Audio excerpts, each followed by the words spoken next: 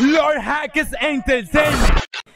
Pero yo no voy a decir que Alex Taylor se inventa las cosas, pero creo que quizá él romantiza mucho las cosas hasta el punto de que a veces no puede definir la línea entre la realidad y lo imaginario. Lo imaginario dentro de su cabeza. Porque no sé cómo se atreve a hacer esas declaraciones. Ahora bien, él puede desmentirme porque yo te voy a decir una cosa. Yo me considero una persona que tiene grandeza. A mí me pueden llamar arrogante y como tú quieras, pero mis elogios y mis virtudes, yo soy quien las grita. Nadie le va a gritar por mí. Hackers. Yo las grito porque yo he trabajado demasiado para yo poder alimentar esas virtudes. No fueron gratis ni que vinieron conmigo. Entonces yo me considero una persona con mucha grandeza. Y parte de la grandeza es reconocer cuando tú estás equivocado. Si Alex Taylor logra realmente demostrarme todas las cosas que dice y tienes razón, yo misma voy a decir, tienes razón. Aprendí algo nuevo. Voy a mejorar. Si yo quiero que él me enseñe a mí por qué vía él me contactó para pedirme ayuda para ese proyecto cuando yo ni sabía que Alex Taylor existía. Si él te muestra un mensaje o una conversación de esa época, ¿qué harías tú? No, claro, decirle, bueno, sí, claro, ponerlo en el grupo de los cientos de personas que me escribían a diario para que los llevara a Freedom. Obviamente no podíamos llevar a todo el mundo porque el proyecto se acabó. Es posible que te haya escrito y tú no hayas visto el mensaje. Claro, eso puede ser una posibilidad, pero que yo no sabía quién era él o por qué lo estaba haciendo y tampoco decir que por eso yo de verdad no contribuyo a la cultura y no lo hago por amor, porque no lo ayudé específicamente a él, porque yo tengo que recordarle a él que Copérnico hace muchísimos años demostró que él no es el centro de la Tierra.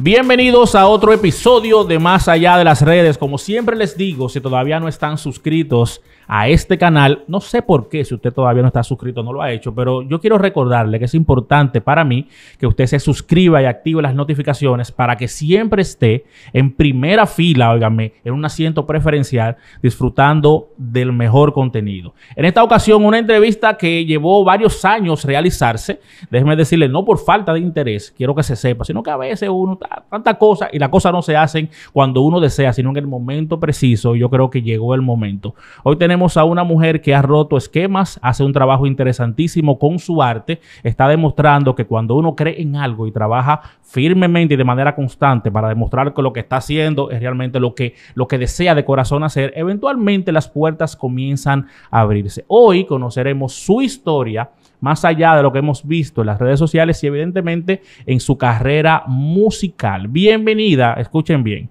Gaudí Mercedes Rodríguez Pérez, conocida artísticamente como Gaudí Mercy. Hola, ¿qué tal? Qué bonita la presentación, gracias. ¿Cómo tú estás, Gaudí? ¿Todo bien? Siempre bien, sí. Excelente, ¿verdad que sí? Yo siempre estoy excelente, aunque me esté llevando San Quintín. Sí. Yo lo aprendí. No, cuando me está llevando, yo le digo, mira, ponte una musiquita ahí por lo menos, ya que nos vamos, ¿verdad? La actitud es importante. Claro que sí. Yo aprendí de mi papá, porque hacía lo contrario, que uno siempre tiene primero que, o sea, mentalmente estar bien. Papi siempre decía, algo errado, y muchos padres lo hacen, y muchos adultos de esa época, tú le preguntas, ¿cómo está? Regular para el tiempo, sobreviviendo, ahí, respirando. Y yo decía, eso me tumba la nota. No, yo siempre digo que estoy muy bien. Y por eso yo siempre digo, estoy excelentemente bien. La gente sabe, yo uso la palabra excelente tanto porque es una forma como de autosugestionarme. Claro, tú mismo te motivas. Y yo también digo lo siguiente. O sea, yo hace muchos años, cuando estaba niña, dije que yo era la persona más feliz del mundo. No me acuerdo qué fue lo que pasó ese día. No sé por qué, pero recuerdo haber dicho esa expresión. Y se me ha quedado desde entonces. Muy buena. Me considero la persona más feliz del mundo. La persona más feliz, me gusta. Sí. Te voy a copiar esa. Yo soy la persona más feliz del mundo. Sí. Claro. Gaudí, háblame de ti. Tú sabes que la gente te ha visto durante muchos años haciendo una labor, digamos, de activismo, digamos que en el rap, ¿verdad que sí?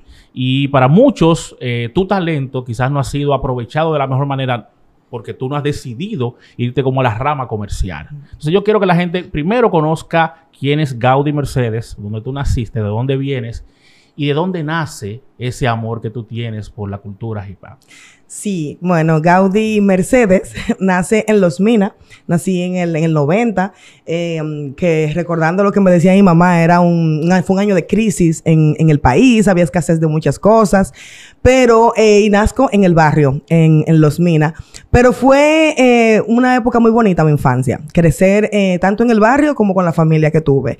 Desde pequeñita vamos a decir que muy abierta y muy curiosa.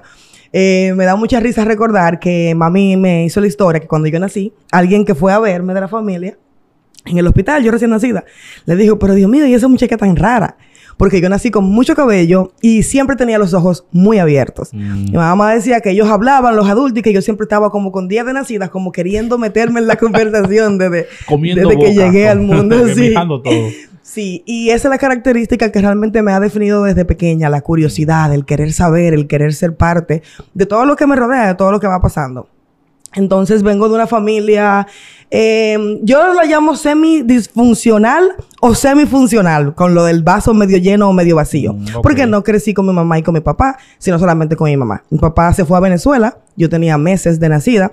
En ese año Venezuela era uno de los países más ricos de Latinoamérica. Mucha gente emigró a Venezuela buscando una mejor oportunidad. Así es. Pero mi mamá y mi papá, yo creo, porque nunca tuve la oportunidad de comprobarlo, no creo que hayan tenido nunca una relación como tal. O sea, no creo que fueron novios o esposos. Ellos tenían una hermana en común. Ellos dos, pero ellos no eran nada. ¿Cómo? Explícame, muy loca. Explícame eso. Vamos sí. A ver cómo te lo explico. Mira. Mi abuelo paterno, que era de nacionalidad haitiana. Mi abuelo materno, perdón, que era haitiano. Antes de conocer a mi abuela materna, casarse con mi abuela materna, Mercedes, como yo, estuvo con mi abuela paterna, o sea, con la mamá de mi papá. Imagínate que ellos dos estuvieron juntos, no tenían hijos ni nada, y tuvieron una hija. Se separaron, entonces mi abuela paterna se casa con mi abuelo paterno y entre ellos tienen, creo que fueron 14 hijos que tuvieron. ¡Wow! ¡Qué loco! Y luego mi abuelo se casa con mi abuela materna, tienen 8 hijos, entre ellos 8 hijos, mi mamá. Entonces, por eso, mi mamá y mi papá tienen esa hermana en común que ya falleció, Altagracia. Y entonces ellos tenían esa hermana en común y por eso era como que se conocían por toda la familia. Una hermana en común, pero ellos dos no son nada. No, ellos no, absolutamente nada. ¡Wow! ¡Qué locura! Sí. Entonces, asumo que, no sé, que tuvieron algún tipo de affair, no sé, por ahí, de romance. Y fruto de eso, pues, nací yo. Yo siempre relajaba mucho a mi mamá. Le decía que yo era un hijo no deseado, que yo fui un accidente de eso. Ella nunca me dijo ni que sí ni que no, pero a mí tampoco me importaba eso, porque lo importante era que ya bueno, si no te dijo que no, entonces...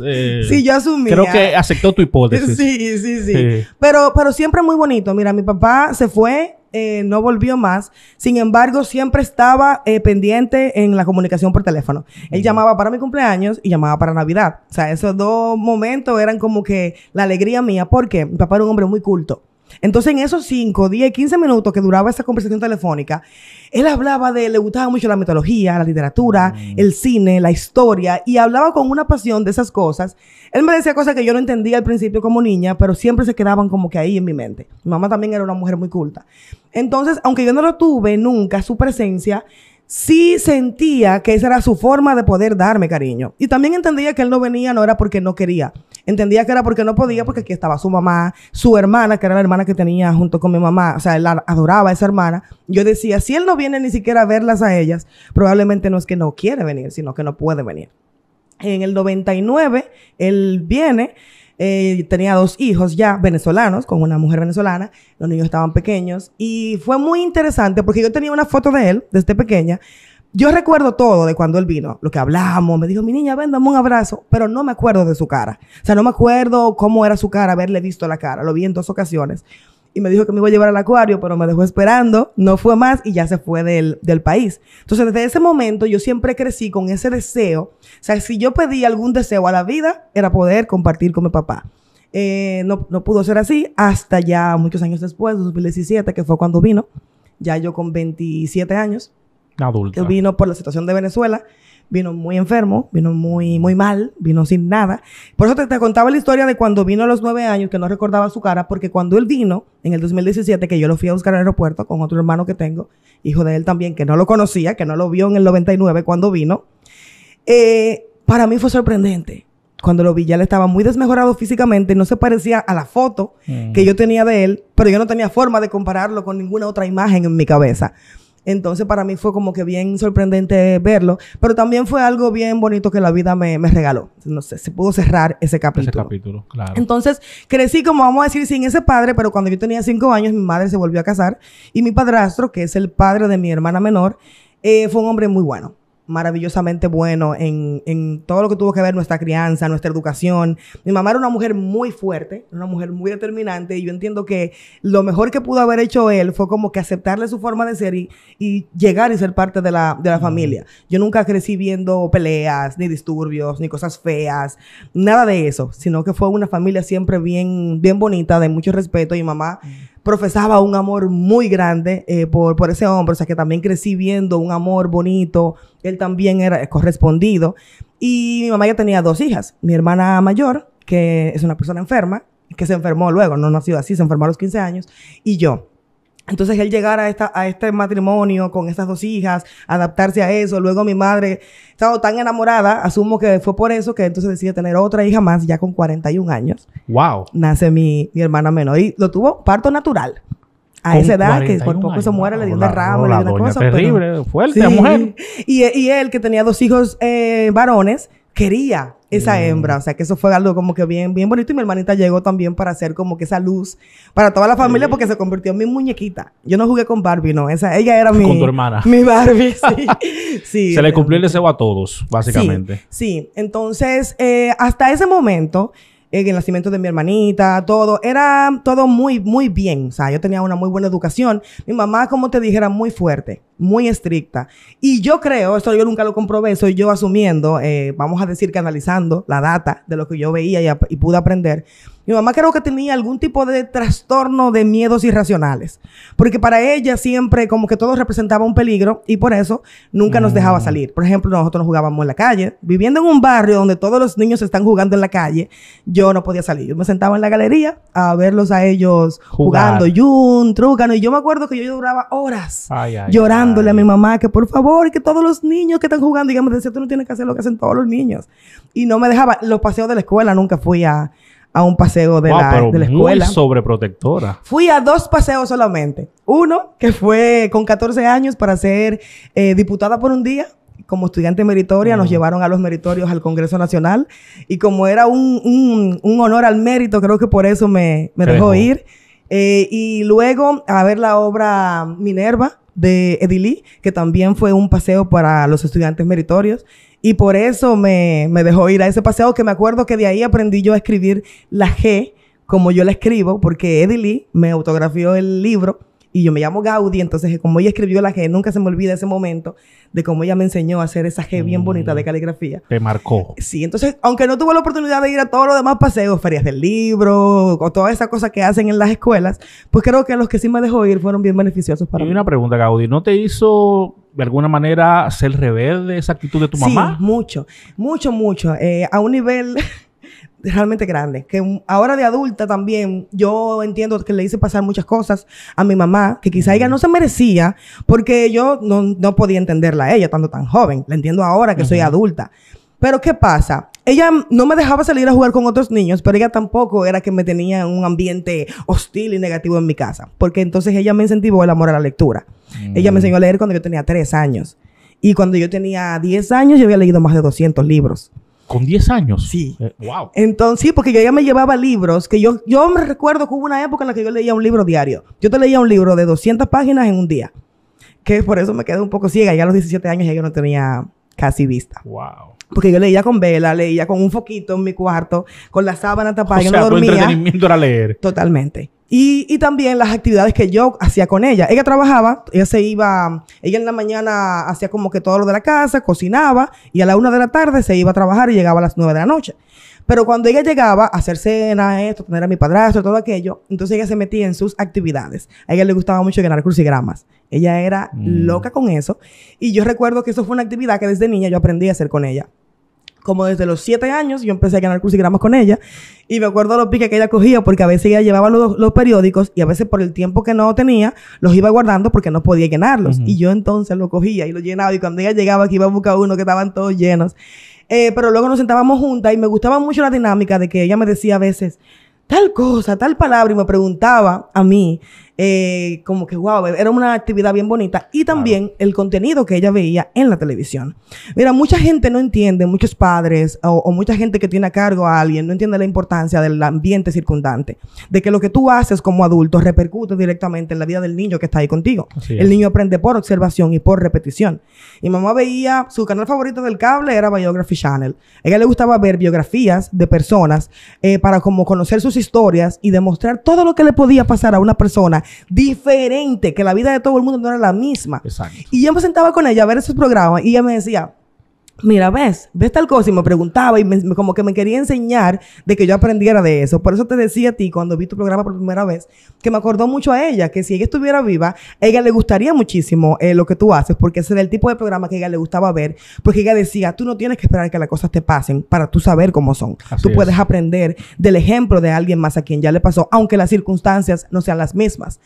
Y también los programas de investigación. Ella me hace una historia cuando yo tenía 6 años, que fue el caso de Yana Saibar, que Nuria hizo la entrevista, y me dice ya que yo estaba viendo el programa con ella, y yo le dije, mami, ella no le creyó a él lo que ella le preguntó, ella no le cree.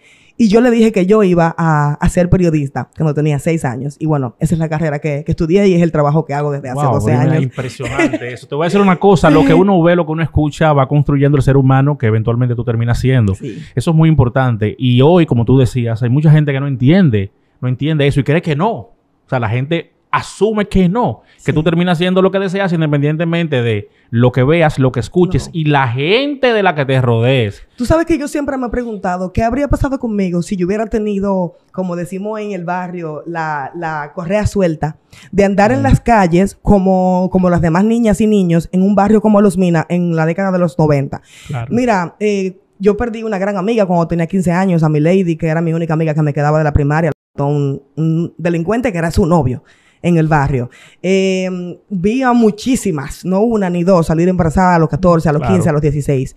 Y yo te voy a decir una cosa. No era que yo no estaba, como te dije, sí fui rebelde y sí salía y hacía todo lo que quería hacer, pero siempre tenía como que la educación de mi mamá en la cabeza. Lo que yo hacía malo era quizá irme a la escondida, pero yo nunca me iba lejos, yo nunca me fui de que para una playa, que para una fiesta, era siempre dar una vuelta por el barrio.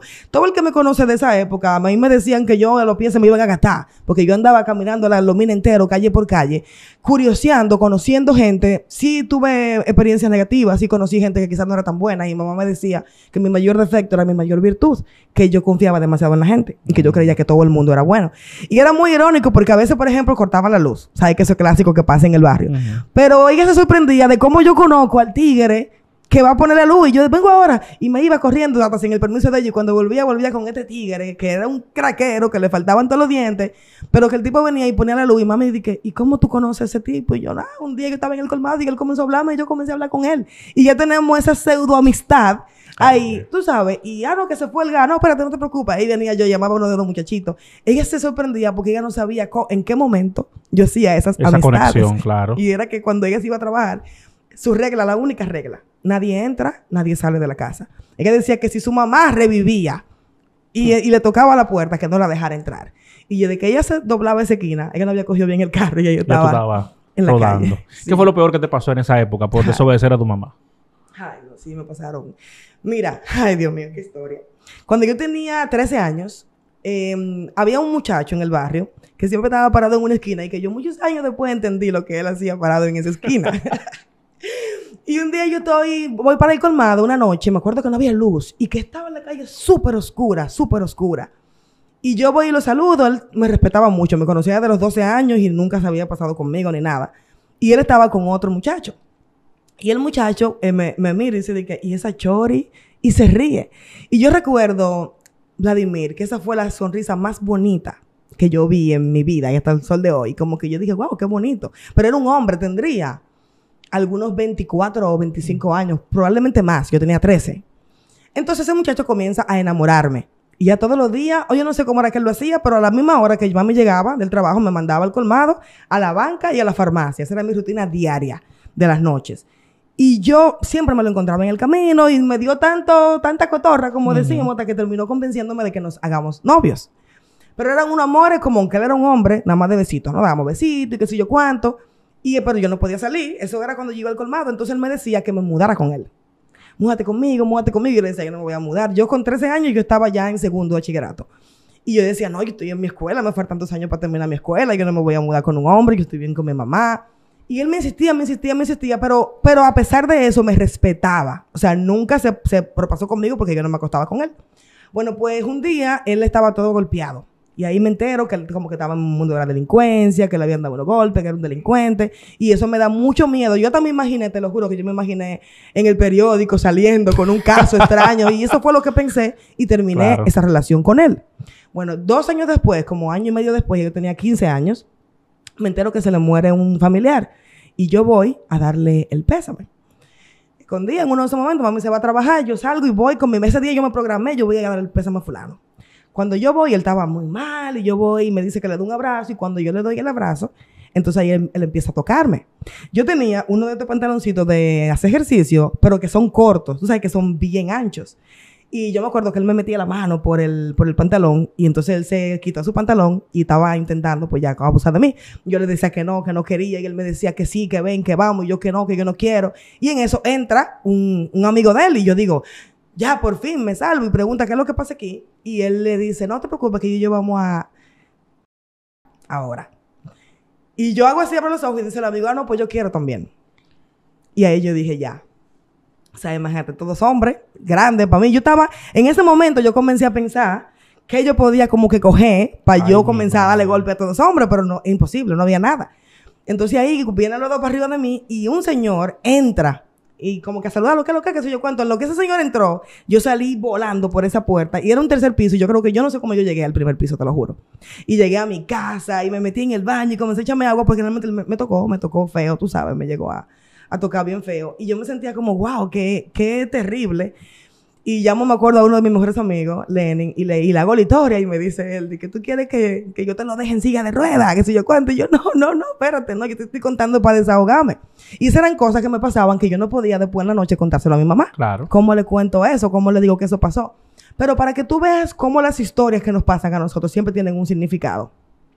Cuando yo tenía 17 años, me acuerdo de esa noche que mi mamá llega, no, antes de eso, yo cada vez que lo veía a él, yo iba para el colmado, lo veía que él venía, doblaba la calle. Yo llegué a caminar 2 calles más para no toparme nunca con él. Él llegaba a un sitio, yo me iba porque le tenía miedo, obviamente. Pues un día yo estoy en el colmado comprando y no me han dado la de vuelta y yo veo que él viene para el colmado. Y yo estoy nerviosa, me quiero ir, pero no me voy a ir sin esa de vuelta porque mi mamá después lío. Bueno, pues cuando yo logro salir, me lo encuentro justo de frente. Y él me dice que no, que él quiere hablar conmigo, que espere, que me calme, me agarra por el brazo y me dice que él no sabe qué le pasó, que él seguramente estaba en ese día, que qué sé yo cuánto, que sé yo qué, que yo soy muy valiosa, que lo perdone. Y me dice, mira, yo voy a poner un estudio de grabación con un dinero que me van a pagar ahora. Y tú vas a ser la primera persona que grabe en ese estudio. Tú eres dura, llévate de mí, yo te voy a poner a grabar y qué sé yo cuánto. Y me dice, pero por favor, perdóname. Y yo... le digo que está bien, le doy un abrazo, él andaba con una cámara de video, me dijo que le grabara un freestyle, yo improvisé y qué sé yo cuánto. Y nos dimos un abrazo que yo sentí que fue sincero. Y yo me fui hasta contenta porque dije, ya yo no voy a tener que andar con ese miedo de que fulano anda suelto por ahí y él no me va a hacer nada. Eso fue sábado. El lunes, mi mamá llega a la casa en la noche y dice, wow, ahí hay un muchacho tirado ahí en el piso que lo mató. Y muchísima gente. Y yo, ¿quién? Y salgo corriendo y cuando voy, a él lo habían matado. A una esquina de mi casa. Y eso fue como tan fuerte. Y te digo algo, han pasado 15 años de eso.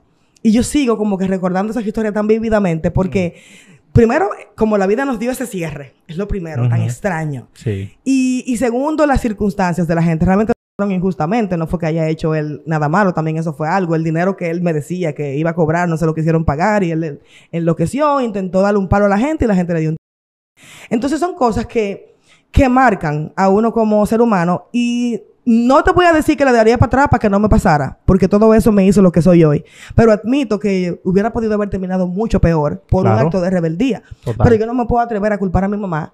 Decir, no, porque ella debió dejarme salir más, ella debió... No, realmente tampoco. Porque yo siempre me pregunto dónde yo estaría si yo no hubiera crecido de esa manera, si yo hubiera estado en la calle suelta como mucha otra gente. O sea, que yo me siento muy orgullosa de lo que soy hoy y me siento feliz de ser quien soy y creo que fue por eso, por la educación de mi mamá. A esa edad ya estabas rapeando, por Sí, lo que me cuentas. claro, ¿En desde qué los momento 9 años. inicia eso en tu vida? ¿En qué momento despierta ese interés por el rap? Sí, el interés por el rap empezó cuando yo tenía 5 o 6 años. Porque mis primos venían de Nueva York y ellos traían los cassettes. Ujú. Entonces yo ponía en el radio, yo no sabía quién eran que estaban cantando, era una canción en inglés. Ya luego más adelante me entero que eran, que sí, Curse One, Tupac, Biggie, Wu-Tang Clan. Entonces ya yo escuchaba el ritmo y me encantaba.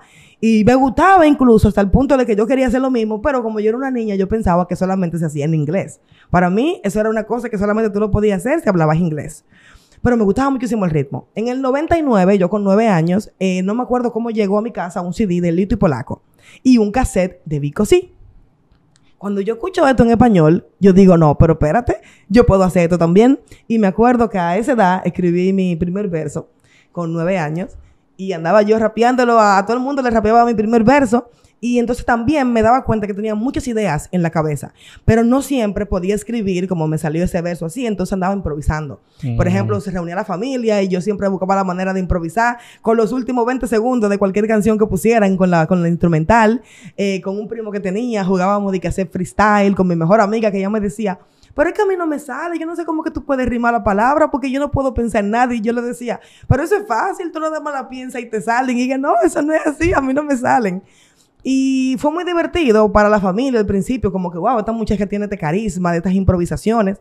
A los 12 años, yo me entero de que 2 calles antes de la mía viven unos raperos, que eran El Sujeto, su hermano, Miguel Barber, que es uno de mis mejores amigos, para mí un gran mentor también y fue alguien muy importante como en esa etapa.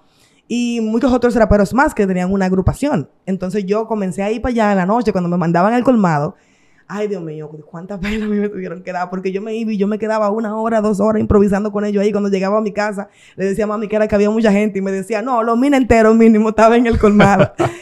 Y comenzaban a improvisar y me gustó mucho de ellos porque ellos siempre me respetaron también. Porque yo venía, no, yo soy rapera con 12 años, con 13 años y me improvisaba con ellos, que eran hombres adultos. Yo llegué a escuchar que me dijeran cosas que tú no tienes idea. O sea, porque ellos no se medían, para ellos son tigres de la calle, ¿tú entiendes? Y para rimar muchas veces te metían una palabra. No, y como lo yo, que como yo era hembra, tú sabes, Claro. también me decían mucha grosería, pero para mí nunca fue como, ay, no me digas eso. No, yo fui siempre muy contestataria. Yo a todo eso le buscaba siempre la manera de revocarlo.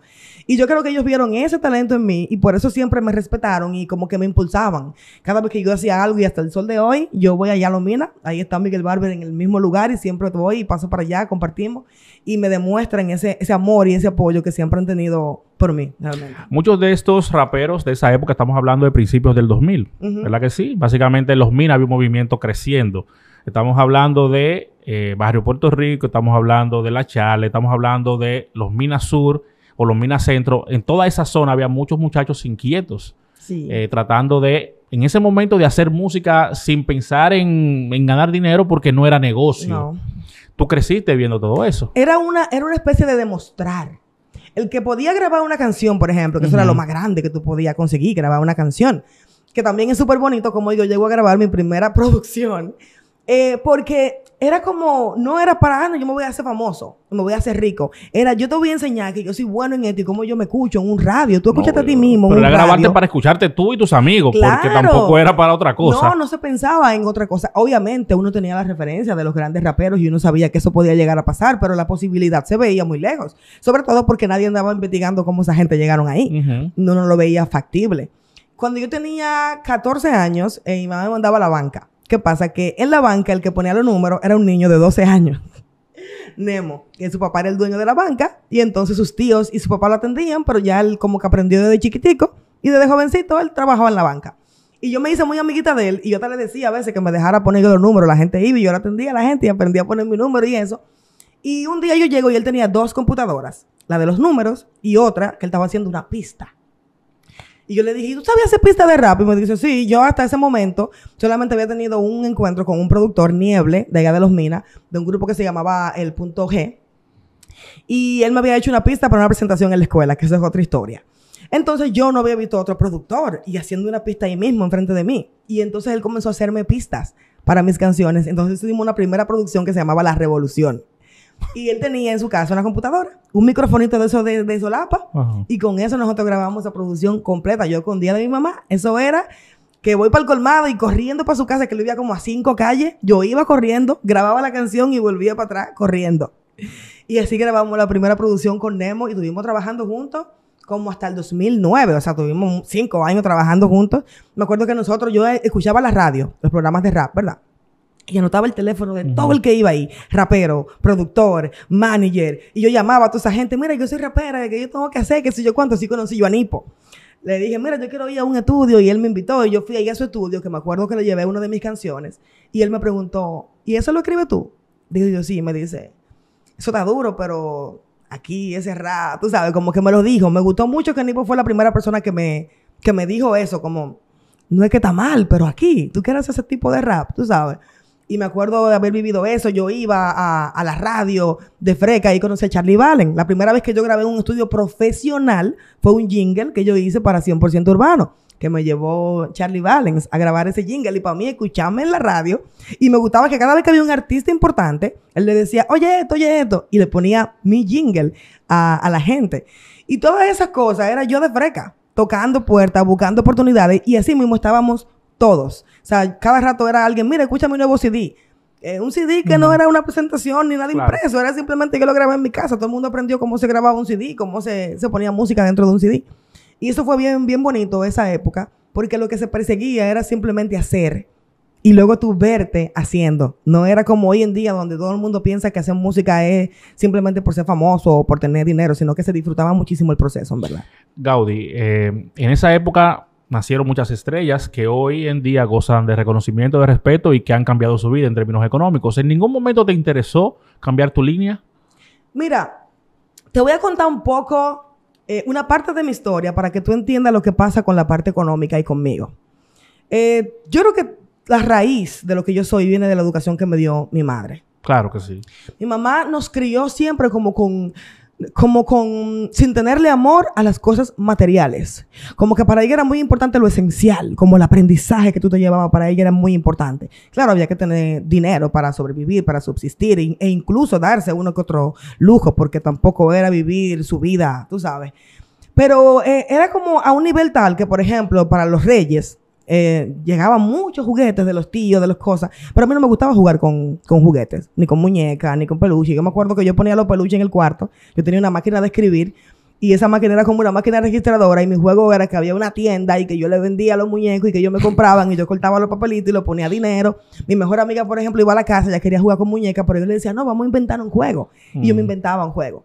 Entonces como que yo nunca crecí con esa cosa de tener, de querer dinero, de que aquello. Y luego pasa lo de mi hermana.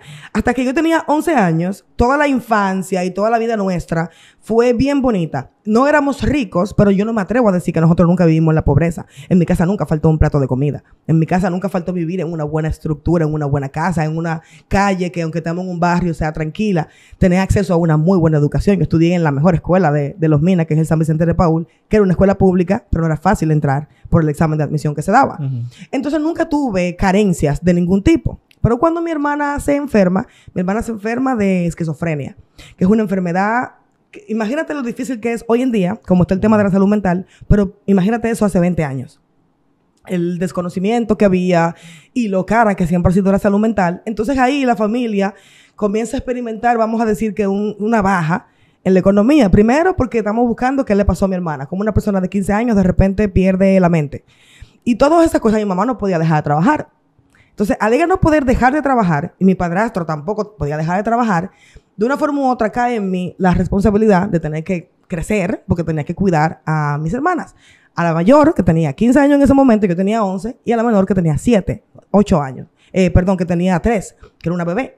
Entonces, todas esas cosas de yo tener que volverme como que tan responsable, y no te lo estoy diciendo como una historia triste, ni como una historia deprimente.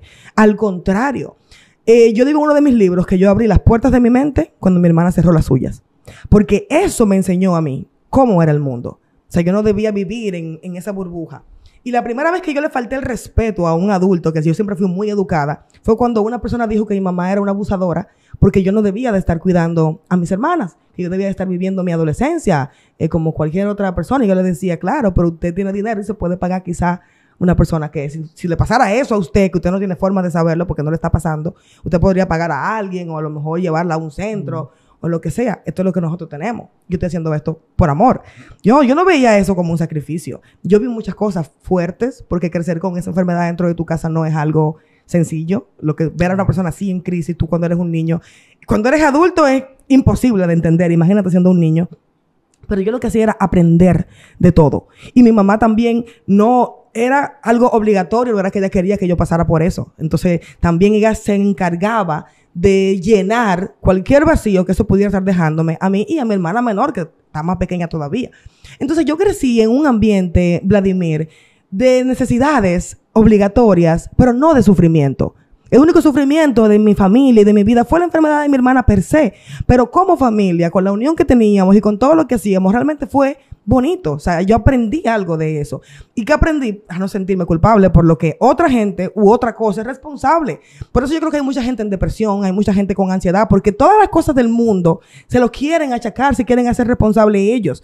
Y quieren sentir que también es algo directamente que les está pasando a ellos. No es así. Yo conocí en mi historia gente con situaciones tan peores que la de mi hermana. Pero peores que tú no tienes idea. Que yo decía, yo no puedo dar gracias por el sufrimiento ajeno, pero yo tengo que dar gracias porque mi carga, al final de cuentas, la hemos podido sobrellevar. Entonces, yo no crecí con esas ambiciones del dinero, porque lo que yo anhelaba de pequeña era que mi hermana estuviera sana o cosas como esas. Yo creo que cuando tú creces luchando, tú aprendes que lo esencial de la vida es mucho más importante que cualquier otra cosa. Ahora bien, yo estudié desde jovencita. A los 16 años me gradué de la escuela, comencé a trabajar dando clases. Mi primer trabajo fue en el primer colegio donde yo estudié, que mi profesor ya era director y me da mi primer trabajo. Comienzo a ganarme mi dinerito, por ejemplo, pero todo mi dinero era para yo ayudar en mi casa. No porque hiciera falta, sino porque yo sentía que tenía que hacerlo. Y yo no quería comprarme cosas. Todo el mundo quería un celular, todo el mundo quería ropa. Mi tía me mandaba ropa desde que nosotros nacimos. Mi tía de Estados Unidos mandaba esa caja de ropa. Yo nunca tuve que ver que en mi casa tuviéramos que salir a comprar ropa, por ejemplo. Yo no veía ese consumismo en mi hogar. Ahora, yo estaba todo el tiempo soñando en grande. Pero te estoy hablando de que yo con 11 años y con 12 años, Vladimir, yo me imaginaba haciendo cosas grandísimas en el mundo por todas esas historias que yo veía con mi mamá, de los artistas, de las grandes estrellas. Y yo decía, yo sé que yo voy a llegar a hacer a eso, no por la fama y el dinero, sino por la contribución que mi arte le va a dejar al mundo. Y que dentro de 40 años se va a estar viendo mi biografía y alguien va a estar inspirándose de eso, como yo me inspiré hoy. Entonces, te cuento eso para que entiendas por qué esa persecución exhaustiva del dinero y de la ostenticidad no es parte de mi vida. Pero quizás hay algo más que el dinero. El dinero es una consecuencia, pero también el reconocimiento, la fama, el que la gente pueda consumir tu música a gran escala. Yo creo que todo artista, cuando hace algo, lo que quiere es precisamente eso. El dinero es una consecuencia de eso. Yo no te puedo decir que yo quiero fama ni reconocimiento. Ahora bien, sí me gustaría que cada persona que exista pueda escuchar mis canciones. Y lo demás es una consecuencia. Sin embargo, cuando yo empecé, te estoy contando mi historia, ¿verdad? Hace 20 años, mis únicos seguidores eran la gente que confiaba en mí en el barrio. Hoy en día yo tengo seguidores en Instagram que de verdad son gente que yo ni conozco, que apoyan lo que yo hago. Yo llegué a Bogotá a un evento. Yo estaba muy mala. La altura y el frío me tenían mala. Y yo llego así con mi abrigo y hay unos muchachos improvisando y yo me paro al lado y escuché el freestyle, que era muy bueno el muchacho. Y él está improvisando y cuando hace así, y dice, ¡ah! ¡Gaudí Messi! Me dice, ¿eres tú? Y yo, sí, soy yo. Y dice, ¿qué tú haces aquí? Y yo voy a cantar aquí hoy. ¿Qué? No puede ser. Y luego viene otro de 18 años y me dice, wow, qué chimba que te invitaron a este evento. Yo te sigo hace mucho tiempo. Y comenzó a hablarme de cosas de mí que ni yo sabía que estaban ahí en internet. Eso, Vladimir, eso, después de mi camino recorrido, vale tanto. Yo estaba en otro país. Yo misma llegué a ese parque pensando que nadie iba a tener idea de quién yo era, que me iban a conocer ese día cuando yo cantara. ¿Entiendes? Entonces, yo no sé si yo nunca he podido poner esto en las palabras para que la gente lo entienda, pero yo tengo un hashtag personal que es: el rap me ha regalado las más bellas experiencias. Vladimir, yo he podido conocer, viajar, conocer a la gente que admiro, y el respeto, Vladimir, es algo que tú no puedes comprarlo con ninguna cantidad de dinero. Eso cuando tú ves que una gente que tú respetas y admiras te da esa misma admiración, de manera ambivalente, entonces tú dices, wow, para esto es que yo he trabajado. ¿Te entiendes? Cuando tú ves que tú cantas frente a un grupo de desconocidos y que ellos conectan contigo, tú dices, wow, para esto es que yo he trabajado. ¿Qué yo gano con tener 10 millones de seguidores en Instagram que solamente están ahí para saber cuál es mi vida personal? Si yo estoy casada, si yo tengo un novio, con quien yo estoy mangando. ¿Qué yo gano con tener 1 millón de seguidores que van a hacer eso? Cuando yo tengo 25,000 que realmente entienden mis canciones, que comprenden lo que yo quiero hacer. Hay gente que me ha escrito para decirme que una canción mía le cambió su perspectiva. Yo doy un taller de escritura creativa. Es un taller para enseñar a las personas a escribir de manera creativa. Es un taller que yo lo doy con risas, con chistes, con anécdotas y sin embargo siempre sale alguien llorando. Ahora en Cali, yo doy ese taller, hay 2 chicas ahí y estoy contando la historia de una que su mamá no la apoya en la música y yo estoy contándole mi historia con mi mamá, que es otra historia. Y ella termina llorando y me abraza y me agradece. Y luego la otra, estamos hablando de un ejercicio que estamos haciendo y comienza a llorar. Y digo, ¿por qué lloran? Porque yo estoy haciendo hasta chistes. Y me dice, no es eso. Es que lo que tú nos estás dando en este momento, ese conocimiento, compartir tu anécdota, es demasiado para nosotras. Gracias. Vladimir, esa es mi paga. Pero bien. Aparte de todo, Vladimir, yo no vivo abajo del puente de la 17. Aparte, es importante que la gente lo sepa eso, ¿eh? Yo no vivo abajo del puente de la 17. Yo vivo en una buena zona, yo vivo en un buen lugar, porque yo trabajo, yo soy profesional, yo tengo un negocio, o sea, yo he trabajado en otras cosas para yo poder tener el dinero que necesito, porque me gusta vivir relativamente bien, me gusta estar tranquila, que no me falte la comida, que no me falte el techo. Y luego también porque me gusta invertir en mi música, porque eso es que lo hago de 1000 amores. Las veces que yo me he quedado sin un peso para yo irme para otro país a buscar oportunidades. Yo me fui a mi primera gira para España, Vladimir, con 35 euros. Mi esposo en ese momento, mi ex esposo ahora, me acuerdo que me fue a llevar a la parada de autobús porque yo me iba por Punta Cana. Yo tenía que coger la guagua para Punta Cana y después el avión. Y él me va a llevar y me dice, Javi, ¿tú te vas a ir de verdad? Con 35 euros, o sea, 1,700 pesos en los bolsillos para durar 21 días. Le dije, sí, claro que me voy a ir. Y me va a ir súper bien, le dije. Él dijo, tú estás loca. Yo le dije, eso yo siempre lo he sabido. De eso no hay duda. Mira, yo tenía 3 conciertos hasta ese momento pautados y 3 entrevistas. Y yo terminé con 5 conciertos. Yo iba para 3 ciudades. Yo fui a 9 ciudades. Y yo conocí a Frante, que es como la leyenda del rap en español. Y no solamente lo conocí, no. Fui a uno de sus conciertos en vivo. Canté en su concierto y me entrevistó en su programa, que es el programa de rap más importante de toda España. Todo eso no estaba planeado. Eso surgió una vez que ya yo estaba allá. ¿Entiendes? Entonces, si tú te quedas en tu casa pensando en tus limitaciones, ahí yo te aseguro que no te va a llegar ninguna oportunidad. A nadie le llegan así las oportunidades. Y al final ese viaje fue súper, súper beneficioso. Y yo he ido 3 veces más a España después de eso. Y me imagino que regresaste con más dinero del que te llevaste, ¿verdad? Te digo la verdad, no. No. Porque sí hice dinero en los conciertos, pero yo estaba viajando por Europa, entonces imagínate que sí se gastó. Lo gastaste allá. Pero no importa, llegué sin ni uno, pero llegué feliz porque llegué con experiencias vividas. Me acuerdo que las mejores entrevistas que me habían hecho en mi vida me las hicieron en esos programas de radio. Era conocer a otra cosa, tener la oportunidad de otra cultura. Y cuando yo tenía 7 años, yo busqué mi nombre en una enciclopedia. Creo que eso es algo que muchos hacemos cuando estamos niños, buscar qué significa tu nombre. Mi nombre es muy peculiar, Gaudi.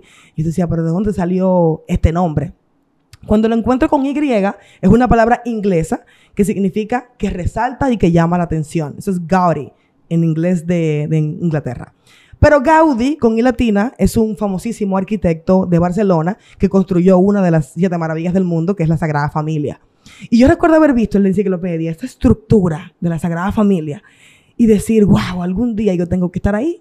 Exactamente 20 años después, estaba yo allá en Barcelona admirando la Sagrada Familia. Y eso me lo dio el rap. ¿Tú entiendes? O sea, yo no sé de qué manera ya explicar. No te puedo entender perfectamente. Que habemos personas que valoramos ese tipo de cosas. Yo tengo un tatuaje en la espalda que dice, lo esencial es invisible a los ojos. Claro. Y tengo otro aquí en la pierna que dice que para viajar feliz hay que viajar ligero. ¿Cuáles son tus ambiciones? En síntesis. Mis ambiciones. Claro que yo quiero que todo el mundo pueda escuchar la música de Gaudi Mercy. Así como yo fui inspirada por muchos raperos conscientes, porque el rap consciente es lo que quiero hacer por toda la vida. Así como me inspiraron gente como Nash, como el mismo Frante, Ariana Puello, esa gente que me decía, wow, pero dando un discurso yo puedo llegar a ser reconocido. Yo espero lo mismo. Y siento que he estado trabajando en eso desde que me puse esa meta a los 14 años. Bueno, para el que me conoce bien sabe que también yo soy cineasta, yo hago cine, soy guionista y dentro de en mi lista, en mi bucket list, como que mi ultimate goal, la última meta que yo tengo ahí grande, es que sí espero que poder hacer mis guiones a gran escala, ¿no? Que mis películas lleguen a un nivel grande. Y estoy trabajando para todo eso, en silencio, al pasito, pasando mi luchita y sin quejarme absolutamente de nada. O sea, yo puedo decir que Gaudi Mercy hace lo que le apasiona. Totalmente. Toda la vida. O sea, yo cogía tanta lucha hasta para trabajar. No acuerdo que mi mamá me decía mucho siempre de, oye, pero es que tú no van a decir que tú eres muy inestable, porque es que tú entras a un trabajo hoy y a los 4 meses ya tú te vas para otro. Y yo es que no me sentía cómoda, no me gustaba. Pero es que no, es que los trabajos no son para que te gusten. Y yo le decía, claro que sí.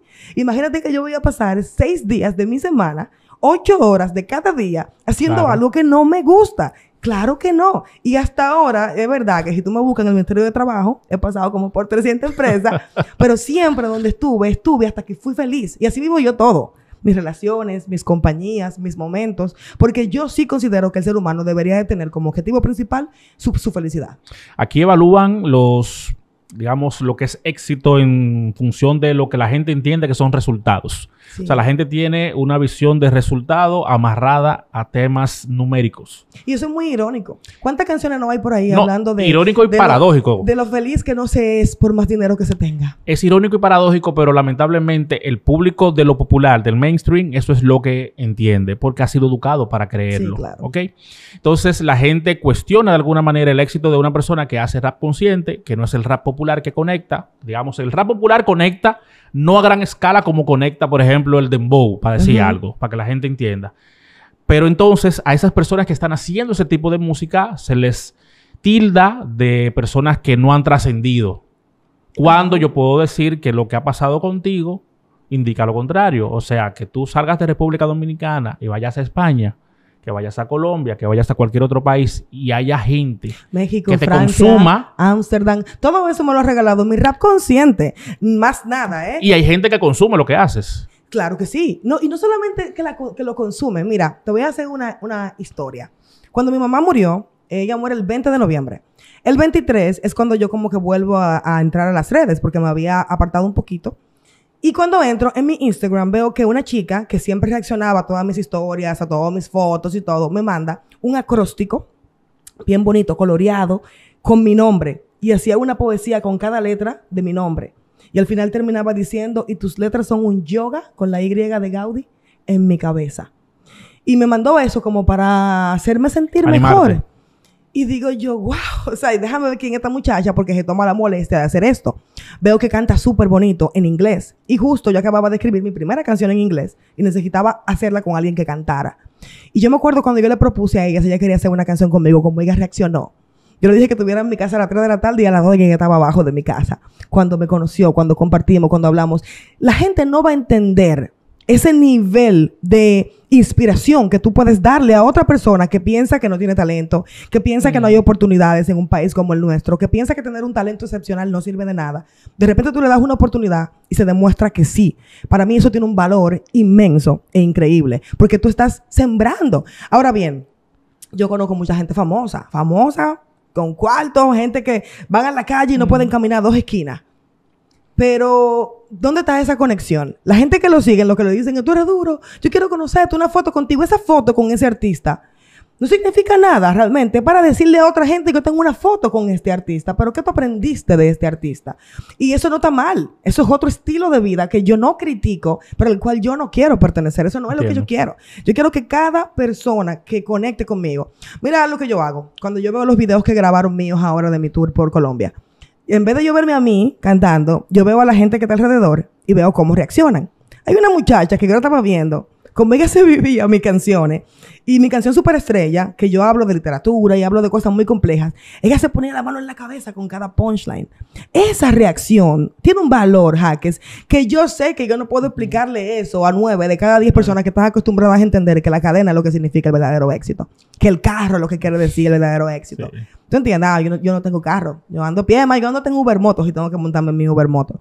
Pero ¿para qué al final? ¿Qué yo voy a hacer con unas cosas materiales que no me van a llevar a tener mi verdadera felicidad? Y creo que en países como el nuestro debería de implementarse una especie de cultura de la felicidad. Que a la gente se le enseñe que tú puedes perseguir sueños que te lleven a un estado mental de alegría. Porque ¿qué pasa cuando tú persigues ese tipo de metas, como la fama o como el dinero, que no está mal, repito? ¿Qué pasa si tú no lo consigues? Entonces ahí viene una palabra que es enemiga del ser humano y es la frustración. O cuando tú lo consigues y tú llegas a este nivel, pero entonces son demasiada gente buscando lo mismo. Alguien va a llegar también igual que tú. Y cuando ese alguien llegue, quizá tú bajes. Y yo he visto artistas como esos deprimirse porque fueron y ya no son. Entonces, mi felicidad no está ligada a ese tipo de éxito. ¿Entiendes? Y eso es muy importante. Todo nuevo talento que me esté mirando ahora, que esté viendo esto, que entienda que lo primero debe ser que disfrute su arte. Y que si viene con eso, todo lo bueno, lo material, lo económico, está bien. Yo he visto mucha de esa gente que no tienen nada. Y sin embargo salen un día a una entrevista con una cadena prestada, en un carro que le prestaron en un dealer, y cuando llegan a su casa no tienen para la cena. Y lo he visto yo. ¿Se acuerdan que yo también soy comunicadora? Yo he entrevistado a muchísimos artistas que los he visto. Y es como encender un switch. Cuando llegan a la cabina y entran, es un switch que encienden y se convierten en un personaje. Y cuando salen de ahí que se ponen a hablar contigo, es otra la realidad. Así es. Para mí lo más triste es que hay muchos de ellos, incluso gente que ya en términos económicos y en términos de reconocimiento tiene éxito. Es decir, mucha gente los conoce, consume su arte, mucha gente paga para verlos, ganan mucho dinero, pero tú no puedes sostener una conversación de 20 minutos con ellos.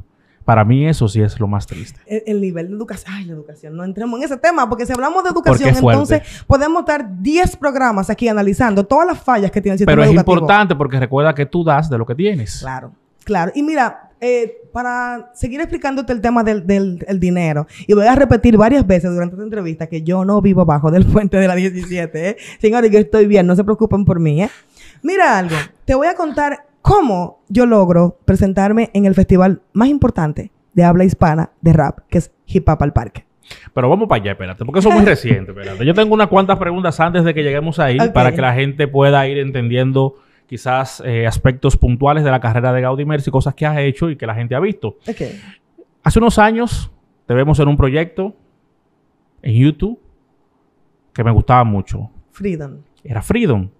Ahí es donde quizás mucha gente comienza a conectar contigo. Creo que fue importante. Fue un proyecto que no duró mucho, pero pienso que aportó a tu carrera. Tú me dirás si es lo contrario. 3 meses duró. Sí, claro que sí. Háblame de ese proyecto. ¿Cómo te involucras y por qué termina tan abruptamente? Sí. Tú sabes que mis amigos me dicen que yo escribo libros y escribo guiones para películas, pero yo nunca escribo, ni siquiera en mis canciones, sobre mí. Y ellos me dicen, tú deberías de contar tu historia, porque es que a ti te pasan cosas tan, como que tan fuckers, como que, ¿cómo es posible? Mira, yo conozco al Boli. No me acuerdo quién me hizo esa conexión. Ah, sí, claro. Mi querido amigo Bam Bam me conecta con el Boli para un proyecto que él tenía que no tiene nada que ver con rap. Es un proyecto yo trabajo creación de contenido y entonces me buscan a mí para ese proyecto. En ese momento yo trabajaba en un canal de televisión como periodista. Bueno, era periodista, redactora del diario digital y locutora de las noticias internacionales. Entonces, ¿qué pasa? Yo en este momento, en el programa, en el canal que trabajaba, me entero que yo ganaba menos que todos los demás periodistas. Me entero porque me hice muy amiga de una periodista y ella siempre me llevaba a mi casa. Y entonces hablaba mucho y cuando yo me entero de esto... Cuando habló de cuarto, ¿qué? Pero muy irónico. Porque yo yo era periodista, redactora del periódico digital y locutora de noticias. O sea, 3 trabajos. Y ganaba menos que los que solamente eran reporteros. Ya. Incluso yo llegaba de la calle con sus noticias y era yo que se las editaba y se las arreglaba. Y déjame hacer un pequeño paréntesis para hacer otra anécdota que para mí es muy importante.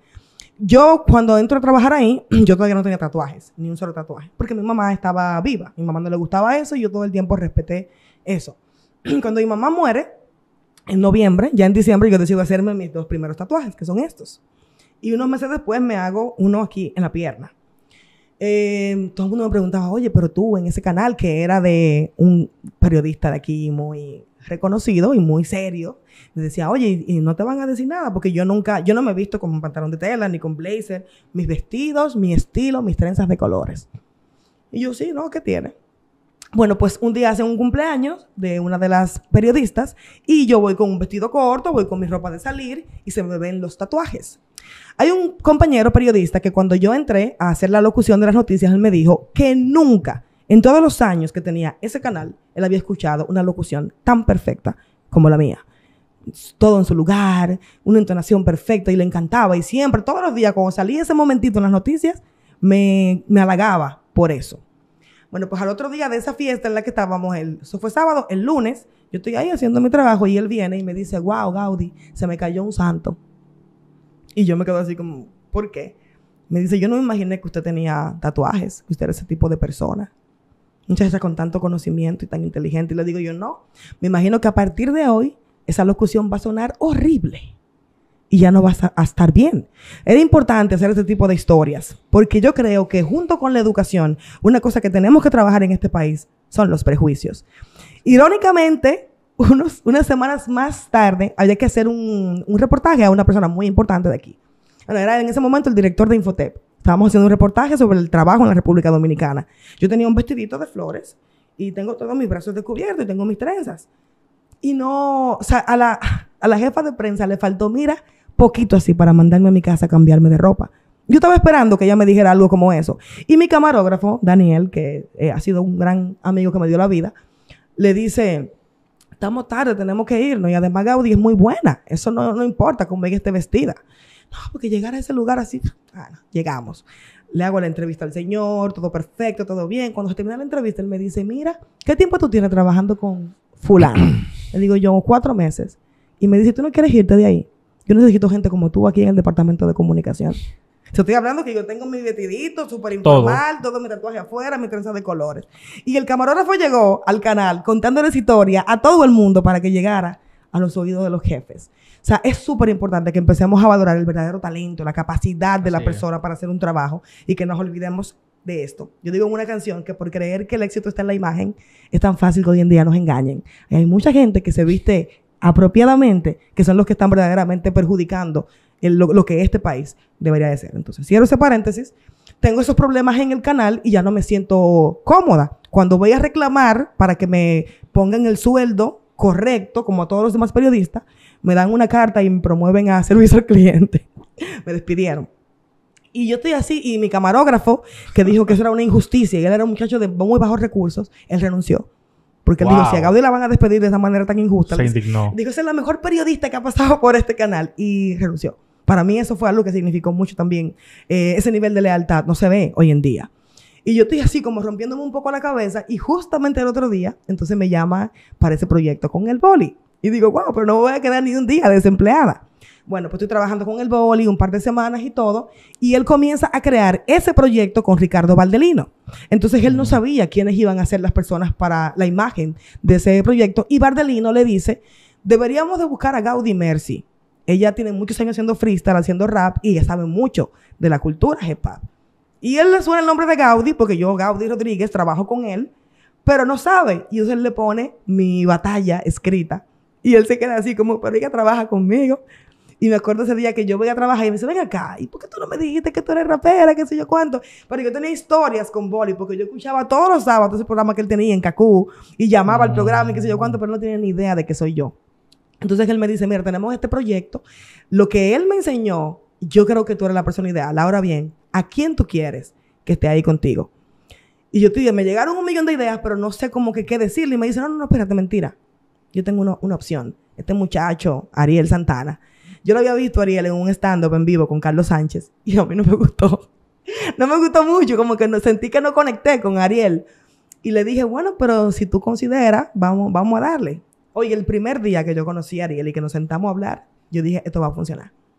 Increíble, o sea, la camaradería que se creó entre Ariel y yo.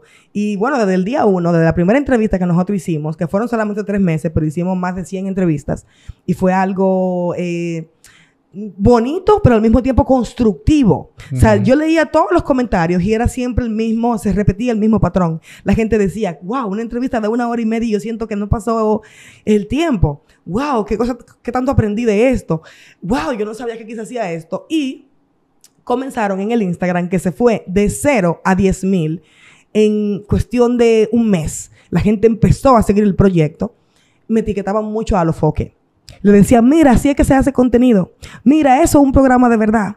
Mira qué sé yo cuánto. Y Alofoque tuvo la osadía incluso de poner en Twitter, en 2 semanas le doy game over al programa del boli. Y en 2 semanas sacó un programa que se llama Game Over, que era con DJ Strike One. Creo que Núcleo Salomón y no recuerdo quién era la otra persona. ¿Era DJ Scoff? No me acuerdo. Yo lo que sé es que él puso 3 gente y puso ese programa de que para hacer lo mismo que estábamos haciendo nosotros en Freedom. Y después de eso vino la pandemia. Entonces, cuando vino la pandemia, se cierra todo y nosotros hicimos esa pausa porque, como todo el mundo, pensábamos que era algo momentáneo, que no iba a durar tanto. Y cuando ya la pandemia comienza a bajarse las aguas, que todo comienza a volver a la normalidad, entonces Ariel, ya sabemos la historia de Ariel y dónde está Ariel hoy Pero en día. pudo continuar contigo y otra Sí, persona. sí, claro, definitivamente. Pero eso era una fórmula. Entonces, imagínate cuando tú tienes una fórmula que tú sabes que funciona, pues imagínate, tienes que probar la fórmula con otras cosas y es un poquito más complicado. Sí, hemos estado en conversaciones, han pasado 4 años, pero hemos estado en conversaciones. El Boli tiene el deseo realmente de volver con ese proyecto y ahí estamos. Claro, Yo porque ni siquiera siempre maduró. abierta. Era un proyecto que estaba comenzando a crecer, ya la gente lo estaba asimilando. Vladimir, Y- en Cali, yo canté en un festival. Y en una vienen unas personas que son súper icónicos de allá de Cali. Y me dicen, oye, ¿y tu programa? Nosotros lo veíamos, Freedom. Y yo sí, como que, ¿qué? Sorprendidísima. Y todavía el sol de hoy, yo me encuentro que si los Uber o si voy a un sitio, siempre alguien me pregunta que qué pasó con Freedom. O sea, que fue algo que realmente dejó una huella por el trabajo que estábamos haciendo. Y bueno, sí, yo estoy abierta siempre a la posibilidad de que podemos volver con ese proyecto. Muy bien, vamos a hablar de Colombia, pero Mm. también te voy a tocar un tema que tiene mucho que ver con Colombia y con Freedom, y tiene que ver con unas declaraciones que hizo mi amigo, mi hermano, el maestro Alex Taylor. Dice Alex que él tocó la puerta de Freedom en la persona de Gaudi Mercy para presentar un proyecto que él tiene o que tuvo, donde él hacía canciones. Oye lo que él dijo. A ver. Que desde el 2017 hasta el 2019, él produjo 4,000 canciones. Sí, Mira, pero es cierto. Mira, tú estabas ahí y las contaste, las No, lo que 4,000 pasa es que yo canciones. conozco el proyecto de Pero hace mucho 4,000 tiempo. canciones aquí. Bueno, yo no lo dudo. Ay, que yo estuve casada 5 años con un productor. ¿Tú sabes cuántos son 4,000 canciones? Yo no lo dudo porque depende el nivel de la producción. 4,000 canciones. Depende del nivel de la Jaque, mira, producción. yo soy una mente matemática. Yo no soy una gente de que las emociones. Yo hablo muy bonito y yo soy muy, tú sabes, muy elocuente. Y soy escritora, escribo libros, te hago un libro, mira, pero en la vida real, yo soy matemática. O sea, por favor. Yo no lo dudo. Yo no confío mucho en la exageración. Yo te cuento historias que parecen que son mentiras, pero todas se pueden corroborar. No creo en la exageración para dar un discurso. Pero te puedo decir una cosa. Yo no conté las canciones, pero yo no dudo de lo que dice Alex. Además de que yo conozco el proyecto. 4,000 canciones. Tenía un estudio móvil y se estaba moviendo por muchos lugares haciendo un trabajo sin patrocinio y sin dinero apoyando a la gente. Yo quiero ver las 4,000 Ok. canciones. Quiero ver las Pero 4,000. él dice que tocó la puerta de Freedom para hablar de ese proyecto y que tú no le permitiste presentarse. Mira, en el 2000... Ay, Dios mío. Finales del 2020 fue eso. Sí, finales del 2020. Yo comienzo a trabajar en el gobierno urbano. Braylin hace un acercamiento conmigo y me hace parte de ese proyecto. Y es ahí cuando yo conozco y me entero de la figura de este personaje que se llama Alex Taylor. ¿Tú sabes lo que yo hice cuando yo vi esas declaraciones que él hizo? Porque te voy a decir una cosa. Yo tengo muy buena memoria, una memoria casi eidética, pero yo manejo demasiada información. Es imposible que yo recuerde todo así de esa manera. Entonces yo dije, wow, pero ¿será verdad? Yo me fui a mi Instagram, yo me fui a mi WhatsApp, yo me fui incluso al Instagram que era de Freedom y yo no, ¿por qué vía me contactó? Telepáticamente. O sea, tú él tiene nunca él tiene hablaste con Alex antes del 2020. Yo conocí a Alex Taylor en la cabina del gobierno urbano o a finales del 2020 o a principios del 2021. O sea, nunca antes. No, antes no sabía quién era Alex Taylor. No conocía su Incluso, trabajo ni nada de eso. Cuando yo conocí a Alex Taylor, él le dijo a los muchachos de la cabina ahí que él se acuerda de mí, de haberme visto en el barrio, que yo andaba, qué sé yo. Cuando él hizo una historia, que yo digo, no me atrevo a negar eso porque mucha gente me habrá visto. No, yo no lo dudo, obviamente. Pero como que dijo cosas que no, como que no me cuadraron, como que, no, porque yo no tenía ese tipo de libertad como para yo andar así, como tú me estabas diciendo que sí, que yo te veía que tú andabas por ahí. Y yo, bueno, yo no voy a discutir con lo que tú crees que tú sabes, porque yo no puedo discutir con el conocimiento que tú crees que tú tienes. Pero yo no voy a decir que Alex Taylor se inventa las cosas, pero creo que quizá él romantiza mucho las cosas hasta el punto de que a veces no puede definir la línea entre la realidad y lo imaginario. Lo imaginario dentro de su cabeza. Porque no sé cómo se atreve a hacer esas declaraciones. Ahora bien, él puede desmentirme porque yo te voy a decir una cosa. Yo me considero una persona que tiene grandeza. A mí me pueden llamar arrogante y como tú quieras, pero mis elogios y mis virtudes, yo soy quien las grita. Nadie le va a gritar por mí. Jaques. Yo las grito porque yo he trabajado demasiado para yo poder alimentar esas virtudes. No fueron gratis ni que vinieron conmigo. Entonces yo me considero una persona con mucha grandeza. Y parte de la grandeza es reconocer cuando tú estás equivocado. Si Alex Taylor logra realmente demostrarme todas las cosas que dice y tienes razón, yo misma voy a decir, tienes razón. Aprendí algo nuevo. Voy a mejorar. Si yo quiero que él me enseñe a mí por qué vía él me contactó para pedirme ayuda para ese proyecto cuando yo ni sabía que Alex Taylor existía. Si él te muestra un mensaje o una conversación de esa época, ¿qué harías tú? No, claro, decirle, bueno, sí, claro, ponerlo en el grupo de los cientos de personas que me escribían a diario para que los llevara a Freedom. Obviamente no podíamos llevar a todo el mundo porque el proyecto se acabó. Es posible que te haya escrito y tú no hayas visto el mensaje. Claro, eso puede ser una posibilidad, pero que yo no sabía quién era él o por qué lo estaba haciendo y tampoco decir que por eso yo de verdad no contribuyo a la cultura y no lo hago por amor, porque no lo ayudé específicamente a él, porque yo tengo que recordarle a él que Copérnico hace muchísimos años demostró que él no es el centro de la Tierra. Entonces, no es verdad que si yo no te ayudé a ti en un momento específico, que todavía lo pongo en duda porque no tengo constancia de eso, en mi memoria no está, directamente no pudo haberme llamado a mí, porque yo solo recordaría, lo más que pudo haber que un mensaje que quizás yo o no vi, porque también yo nunca dejo un DM sin responder. Y que todos mis seguidores que vean esto, toda la gente que me sigue, mira, yo he pasado cosas con gente que son seguidores por estar de confianzuda, como te dije ahorita que me decía mi mamá, porque yo respondo todos los DMs y me invitan a salir y que me quedas un agrado y yo voy de loca, yo voy y me he ido a casa de gente de que a conocerlo. Que tú no conoces. Yo me fui a Bonao donde dos muchachos y mírame, ¿sabes lo que me regalaron? Me imprimieron un Goku en 3D con las 7 esferas del dragón porque ellos sabían que yo soy fanática de Dragon Ball. Y eso fue una experiencia súper bonita y me trataron como una reina. Me pudieron haber matado. ¿Y nunca te ha pasado nada raro, where, por salir así? Me han pasado cosas raras con gente, Sí, pero porque siempre he podido, pero lo hago. ¿Por qué? Porque esa gente tiene un valor significativo para mí. Y yo sé que tal vez va a llegar un momento en el que yo no voy a poder hacerlo. Pero oye esto, Gaudi. Tú mencionas, por ejemplo, que tu primer acercamiento así con raperos en Los Minas fue con el sujeto y su hermano Miguel Albert. ¿Tú sabías que Alex, en un momento de la historia, cuando esos muchachos todavía no tenían la posibilidad de hacer música por temas económicos y por acceso a un estudio de grabación, ya tenía él la posibilidad de grabar y de hacer pistas porque lo hizo en aquel tiempo? Hay muchas evidencias de eso. El sujeto lo ha dicho 1000 veces. Y yo te lo puedo decir porque yo estuve ahí. Y eso también yo no lo puedo desmentir. Yo estuve ahí. Es posible que él te haya visto en algún momento. Es probable. Yo no digo que no, ¿ok? Esos años, yo los tengo tan vívidos en mi memoria. Porque son los años más importantes de mi formación musical. Pero tú dices que fuiste a rapear y hacías freestyle con los muchachos. Sí, y yo recuerdo que todos esos muchachos desfilaban en algún momento, incluso por el bloque en el barrio Puerto Pero no Rico. recuerdo que nadie nunca me mencionara de que yo recuerdo a toda la gente de la que se hablaba, yo recuerdo a toda la gente con la... No, en ningún momento recuerdo que alguien me hubiera mencionado a Alex Taylor. Él también, porque yo tengo memoria también para los rostros. Ale más flaco O sea, en ese incluso, tiempo. No, claro, me imagino que obviamente Claro, muy delgado y mucho más joven. Años, tú sabes. Le dio el break a mucha gente, Alex, te lo puedo decir. Es posible, pero todo lo que él diga, él tiene que ser capaz de demostrarlo. Él dijo que llegar a Hip Hop al Parque no lo había hecho yo. Quiero hablar de Colombia, pero no quiero empezarlo por la controversia. Primero quiero saber y que me cuentes cómo se da esa gran oportunidad y lo que significó para ti. Sí, mira, lo de Colombia fue uno de esos fenómenos extraños que me pasan en mi vida que me fascinan. Yo veo que la regional de Red Bull de Colombia se iba a hacer en Medellín el 1 de julio. Y yo digo, wow, yo siempre he querido ver una Red Bull en otro país. Yo recuerdo que yo iba a una regional en Málaga y como tenía compromisos en Barcelona, no pude llegar y me perdí esa oportunidad. Entonces dije, bueno, para Colombia es mucho más fácil, no se necesita visa, no es tan costoso el pasaje. Déjame yo comprarme un pasaje para ir para allá. Hablo con la gente de Red Bull, les pido que si me pueden dar un pase especial, bueno, ir directamente como que al público. Me dicen que sí, que no me preocupe, que claro. Y bueno, pues yo voy, me planeo para eso. O sea, mi idea era irme un fin de semana, la Red Bull era el sábado, irme el viernes, conocer un poco de Medellín y a la Red Bull el sábado, regresarme el domingo. Un fin de semana. Bueno, pues yo todavía no he comprado el pasaje y como una semana antes pongo en Facebook, hey, gente de Colombia, qué sé yo cuánto. Bueno, pues ahí comienzan a escribirme gente.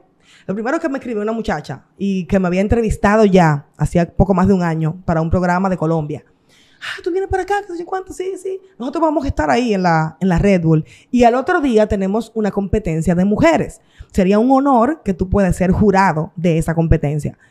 Y los jurados van a ser Kim y Vikila, que son dos grandes freestylers, Kim de Venezuela, Vikila de Colombia. Y yo como, wow, claro que sí, eso es un honor. Ya tengo ese primer evento al otro día de la Red Bull en esa misma ciudad. Y yo, bueno, sí, claro, perfecto.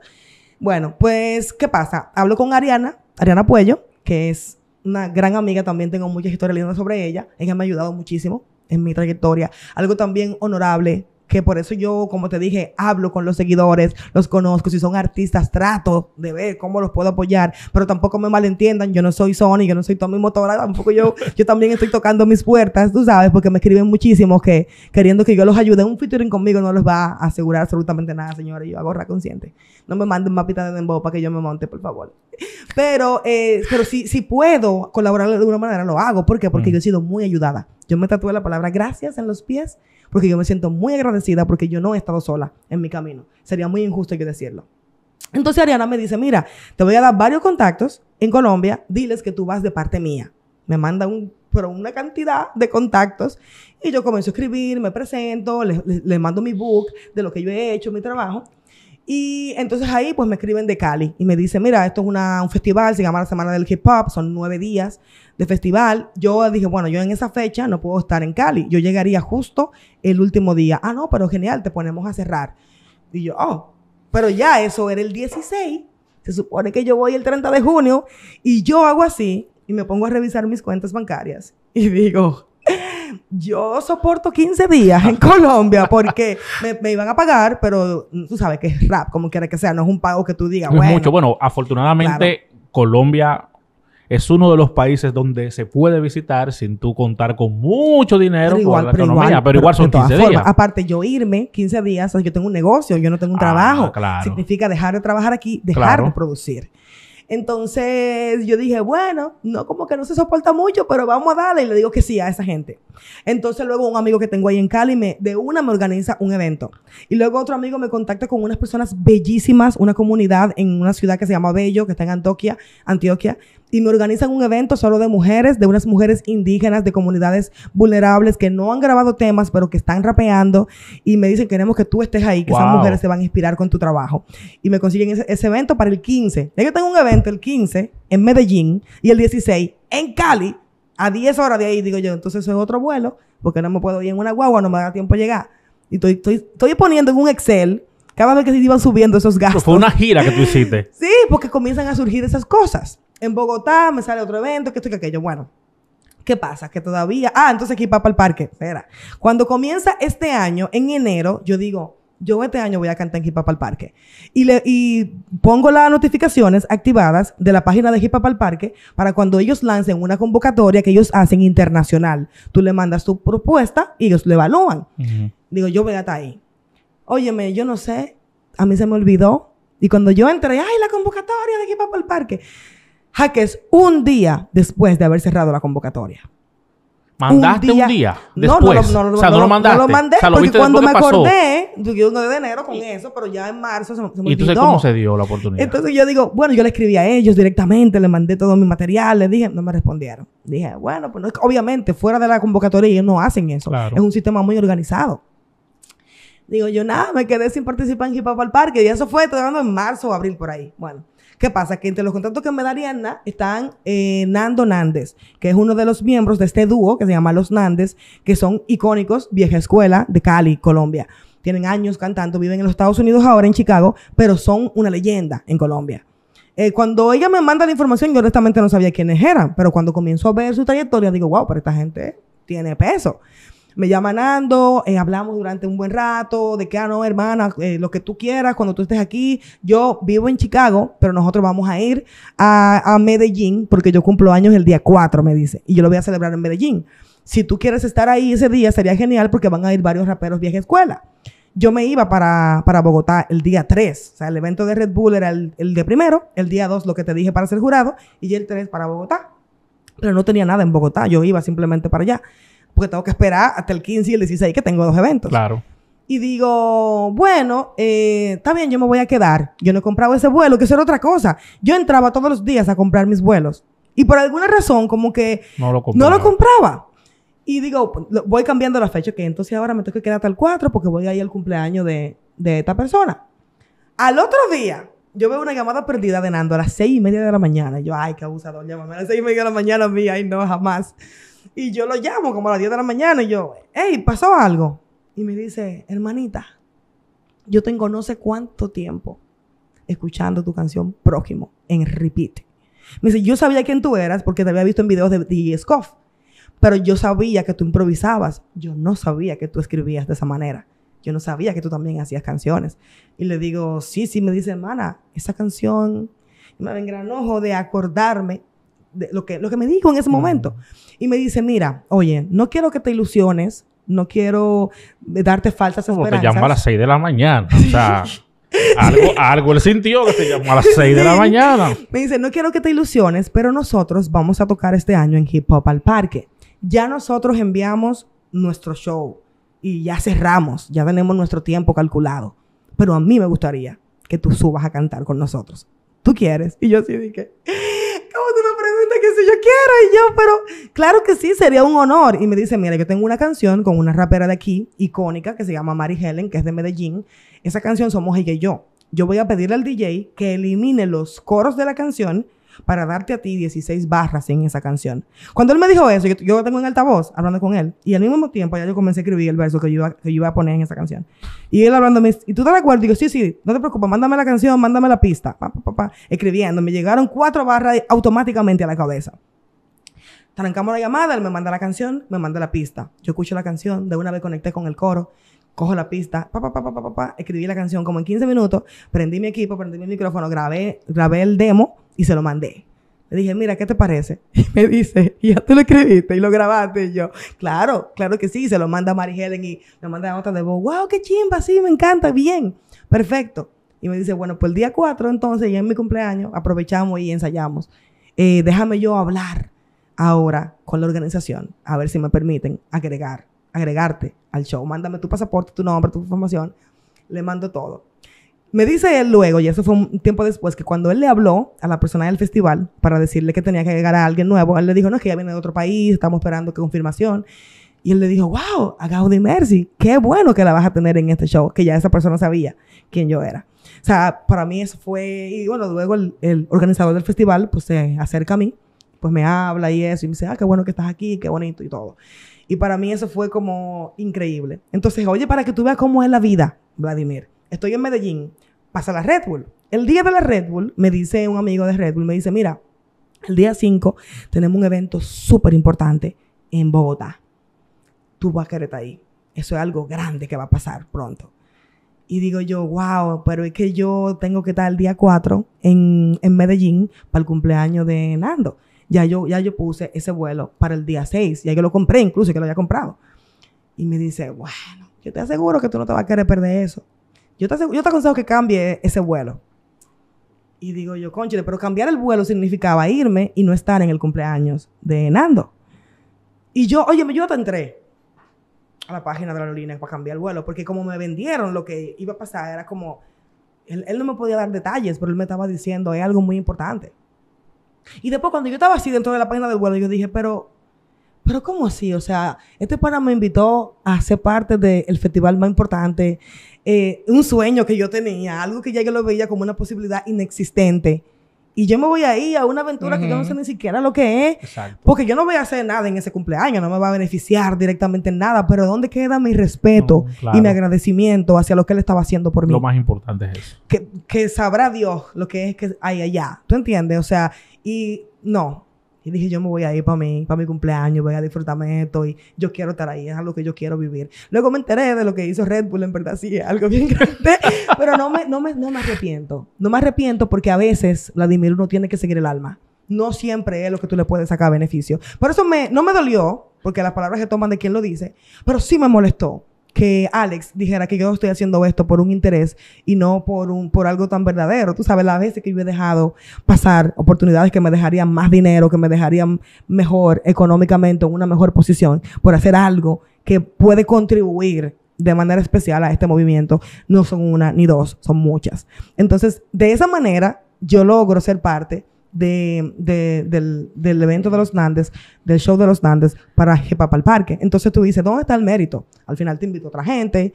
Es verdad lo que él dice. ¿Cuánta gente fueron ahí a verme a mí? Sí, había gente que fue a verme ahí. Gente que se enteró que yo iba a estar en Hip Hop al Parque. Fueron a verme. Pero no es eso.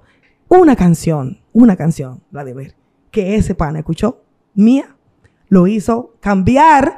Ya le había mandado toda su información. Eso es un riesgo. Hay organizaciones que son muy estrictas. Cuando viene a ver, hasta lo podían decir cualquier cosa. ¿Tú entiendes? Su show, por más que lo evitamos, se extendió más del tiempo que era necesario. Y que tienen un reloj contabilizando tu tiempo ahí. Él se extendió y a él lo dejaron hacer todo su show. Todo eso por incluirme a mí.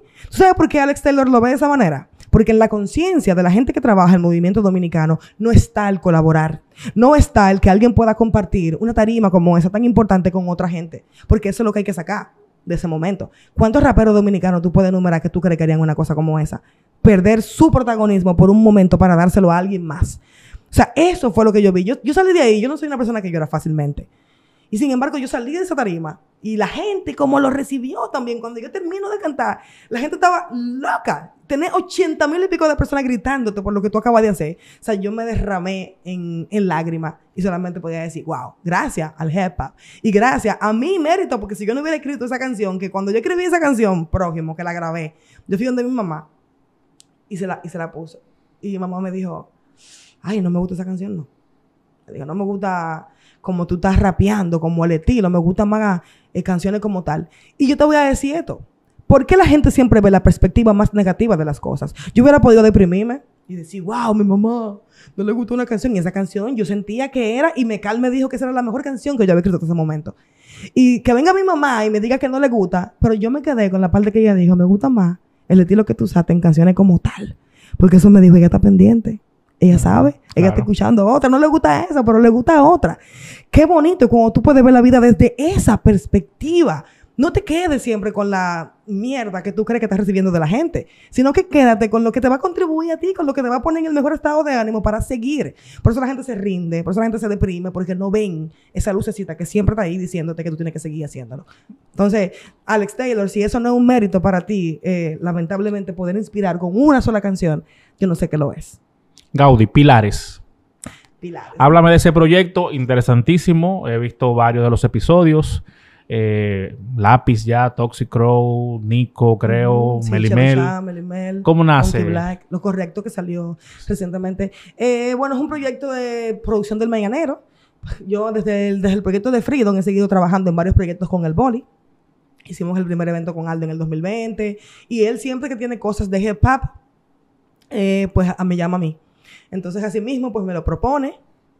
Lo comenzamos a organizar, producción ejecutiva de Gaps, que Gaps es súper buenísimo, guionista, cinematógrafo de aquí. O sea, es una idea de Bolívar Valera. Sí, es una idea de un conjunto como tal, pero bueno, viene de la mano de él. Él fue quien me contactó a mí directamente. Entonces es un proyecto muy chulo porque es un proyecto que tiene mucho que ofrecer, mucho más de lo que se está viendo hasta el momento.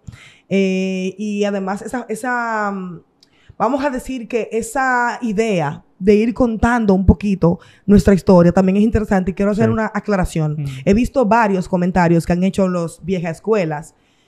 Ay, Dios mío, que yo no sé por qué los artistas de aquí nada más saben quejarse. Si ellos le pusieran todo ese empeño que le ponen a quejarse por las redes en trabajar, Dios mío, aquí hubiera un movimiento bellísimo de hip hop. Diciendo, no, porque cómo tú me vas a decir a mí que esos son los pioneros, que sé yo cuánto. El programa no se llama Pioneros, se llama Pilares. Y estamos hablando de las personas que abrieron una puerta para que existiera una industria musical como existe hoy en día. No le estamos quitando mérito a la gente que estuvo antes. Y bueno, la gente sabe que no, yo he hecho documentales sobre eso, he hecho reportajes sobre eso, sobre lo que estuvo antes. Y además también esperen los procesos, porque ellos están viendo un programa que salió hoy, uno que salió el próximo domingo, pero no saben hacia dónde va, claro. Y no saben hacia dónde va, ni cuál es la idea que tenemos. La gente...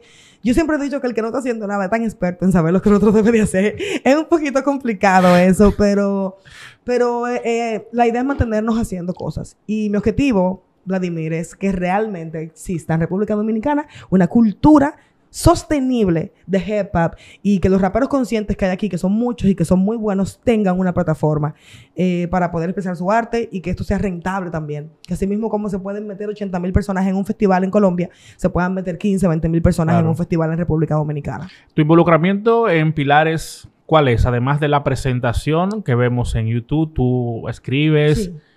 Sí, trabajo con el guión, trabajo en la producción, un poquito de todo. Porque tengo años trabajando también en televisión, producción y guión. Entonces hago un poquito de todo porque eso. Yo tenía la idea de que era un proyecto tuyo. No, es un proyecto nuestro, por decirlo así. Porque resulta que yo tengo muchos años trabajando con contenido relacionado a la música y a la cultura hip hop. Entonces los demás que están en el proyecto son personas que han trabajado mucho con la cultura, pero que no tienen necesariamente el conocimiento de la cultura. Entonces, más que buscarme a mí para hacer la imagen, que era como, muy bien que seas la imagen, pero tú necesitas enseñarnos qué es lo que vamos a hacer en este proyecto. Claro. Porque ellos tenían una idea estructural de producción, pero no quizá el muñeco interno, la vida del programa. Entonces eso es lo que yo le aporto a Pilares. El verificar que todo se está haciendo de la manera como debe hacerse, la información, y bueno, el guión también, pues para que tenga coherencia con todo lo que ha pasado realmente. La gente dirá que siendo tú una activista del rap consciente, ¿por qué hasta el momento todavía no hemos visto a un representante como tal en uno de esos episodios? Sí. Tienen que esperar. Ya. Tienen que esperar, no puedo decir mucho más de eso.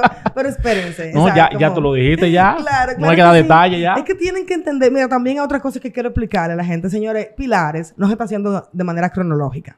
O sea, eso no es cronológico. Bueno, al iniciar con lápiz consciente. No, claro que no. Si lo hubiéramos hecho cronológico, no hubiéramos empezado con el lápiz consciente. No cronológico, pero quizás en términos de trascendencia o de importancia. No, tampoco. Hubiéramos empezado con otra persona que no es el lápiz consciente, porque hubo alguien que tuvo mucho mérito antes del lápiz consciente. No, hay mucha gente que tuvo mérito antes del lápiz. No, pero mérito así grande a ese mismo nivel del lápiz antes que el lápiz consciente. Entonces no es por orden cronológico, no es por un orden de nada. O sea, olvídense de eso. Es como coge el mensaje y suelta la paloma, disfruta el contenido. Porque si te pones a analizarlo, no le vas a encontrar sentido. Hubo uno ahí que me dijo que él iba a hacer uno para hacerlo bien. Y yo, bueno, pues suerte. Si él tiene la capacidad de hacer un proyecto como ese, que yo digo, ¿qué tú haces perdiendo tiempo aquí comentándome a mí? Vete a hacerlo, que eso toma tiempo. Ve. Claro, además aporta independientemente de quién lo haga. Claro que sí, no. Y además es muy interesante. Yo sé que les va a gustar todo lo que viene de manos de Pilares. Ya. Gaudi, Mercy, señores, definitivamente tú eres una mujer muy inteligente, déjame decirte. Tu facilidad, tu elocuencia, o sea, facilidad de palabra, la elocuencia que tienes y la capacidad viene de la crianza que te dio tu mamá. Eso de los crucigramas, las biografías, ese tipo de cosas alimentan mucho la mente, la ejercita. La lectura determinante. Por eso, hacer lo que haces con tanta efectividad. Porque yo pienso que tú eres una persona que lo que haces, lo haces muy bien. Gracias. ¿Ok? Y vas a lograr lo que tú te has propuesto lograr. Definitivamente. Claro que es muy diferente quizás a lo que otros se han propuesto lograr. Y yo no diría que lo voy a lograr. Que yo lo estoy logrando. Que es diferente. Porque también la gente piensa que el éxito es como un Big Bang. Y no es eso. El éxito es un compendio de cosas. Yo poder mirar hacia atrás y ver que hoy yo he conseguido mucho más de lo que conseguí ayer. Claro. Ese es el éxito hablándome. O sea, es un proceso. Yo creo que hay cosas que pueden llegar fáciles y que uno la puede disfrutar, porque no tampoco hay que decir que lo que fácil llega, fácil se va, aunque es una premisa que se comprueba una y otra vez, pero también tú puedes recibir cosas fáciles. A mí me han llegado cosas de manera fáciles, pero al mismo tiempo también es un trabajo constante. Y voy a terminar con el tema de Alex Taylor, con el tema de que él habla de que él dijo que cuando yo haga algo que yo consiga por mis propios méritos, ellos lo iban a hablar. Tú sabes que ellos me invitaron a una entrevista en Tu Veralío. ¿Sabes cuándo me invitaron a la entrevista? Cuando yo salí en la serie en Disney Plus. Que eso es otro logro que hay que mencionar. Porque imagínate cuántos raperos dominicanos underground tú vas a ver en una serie de Disney Plus. ¿Por qué no fuiste? Porque tenía unos compromisos en ese momento y yo se lo expliqué a ellos que no podía ese día que me pusieron, que si lo podíamos hacer una semana después. ¿Sabes lo que me dijeron? Que ya había pasado como la controversia. Ellos hicieron publicaciones.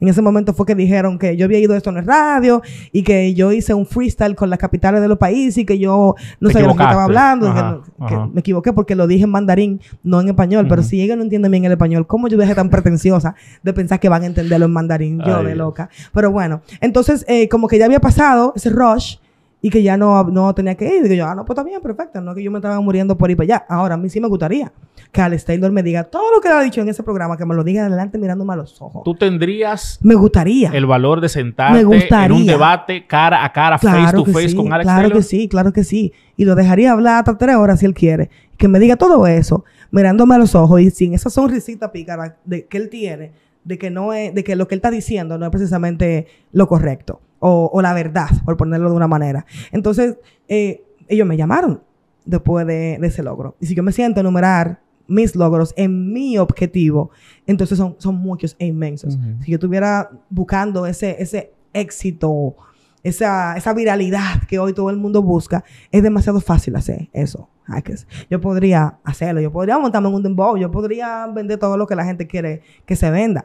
Pero yo hay alguna palabra que siempre va conmigo, que es la coherencia.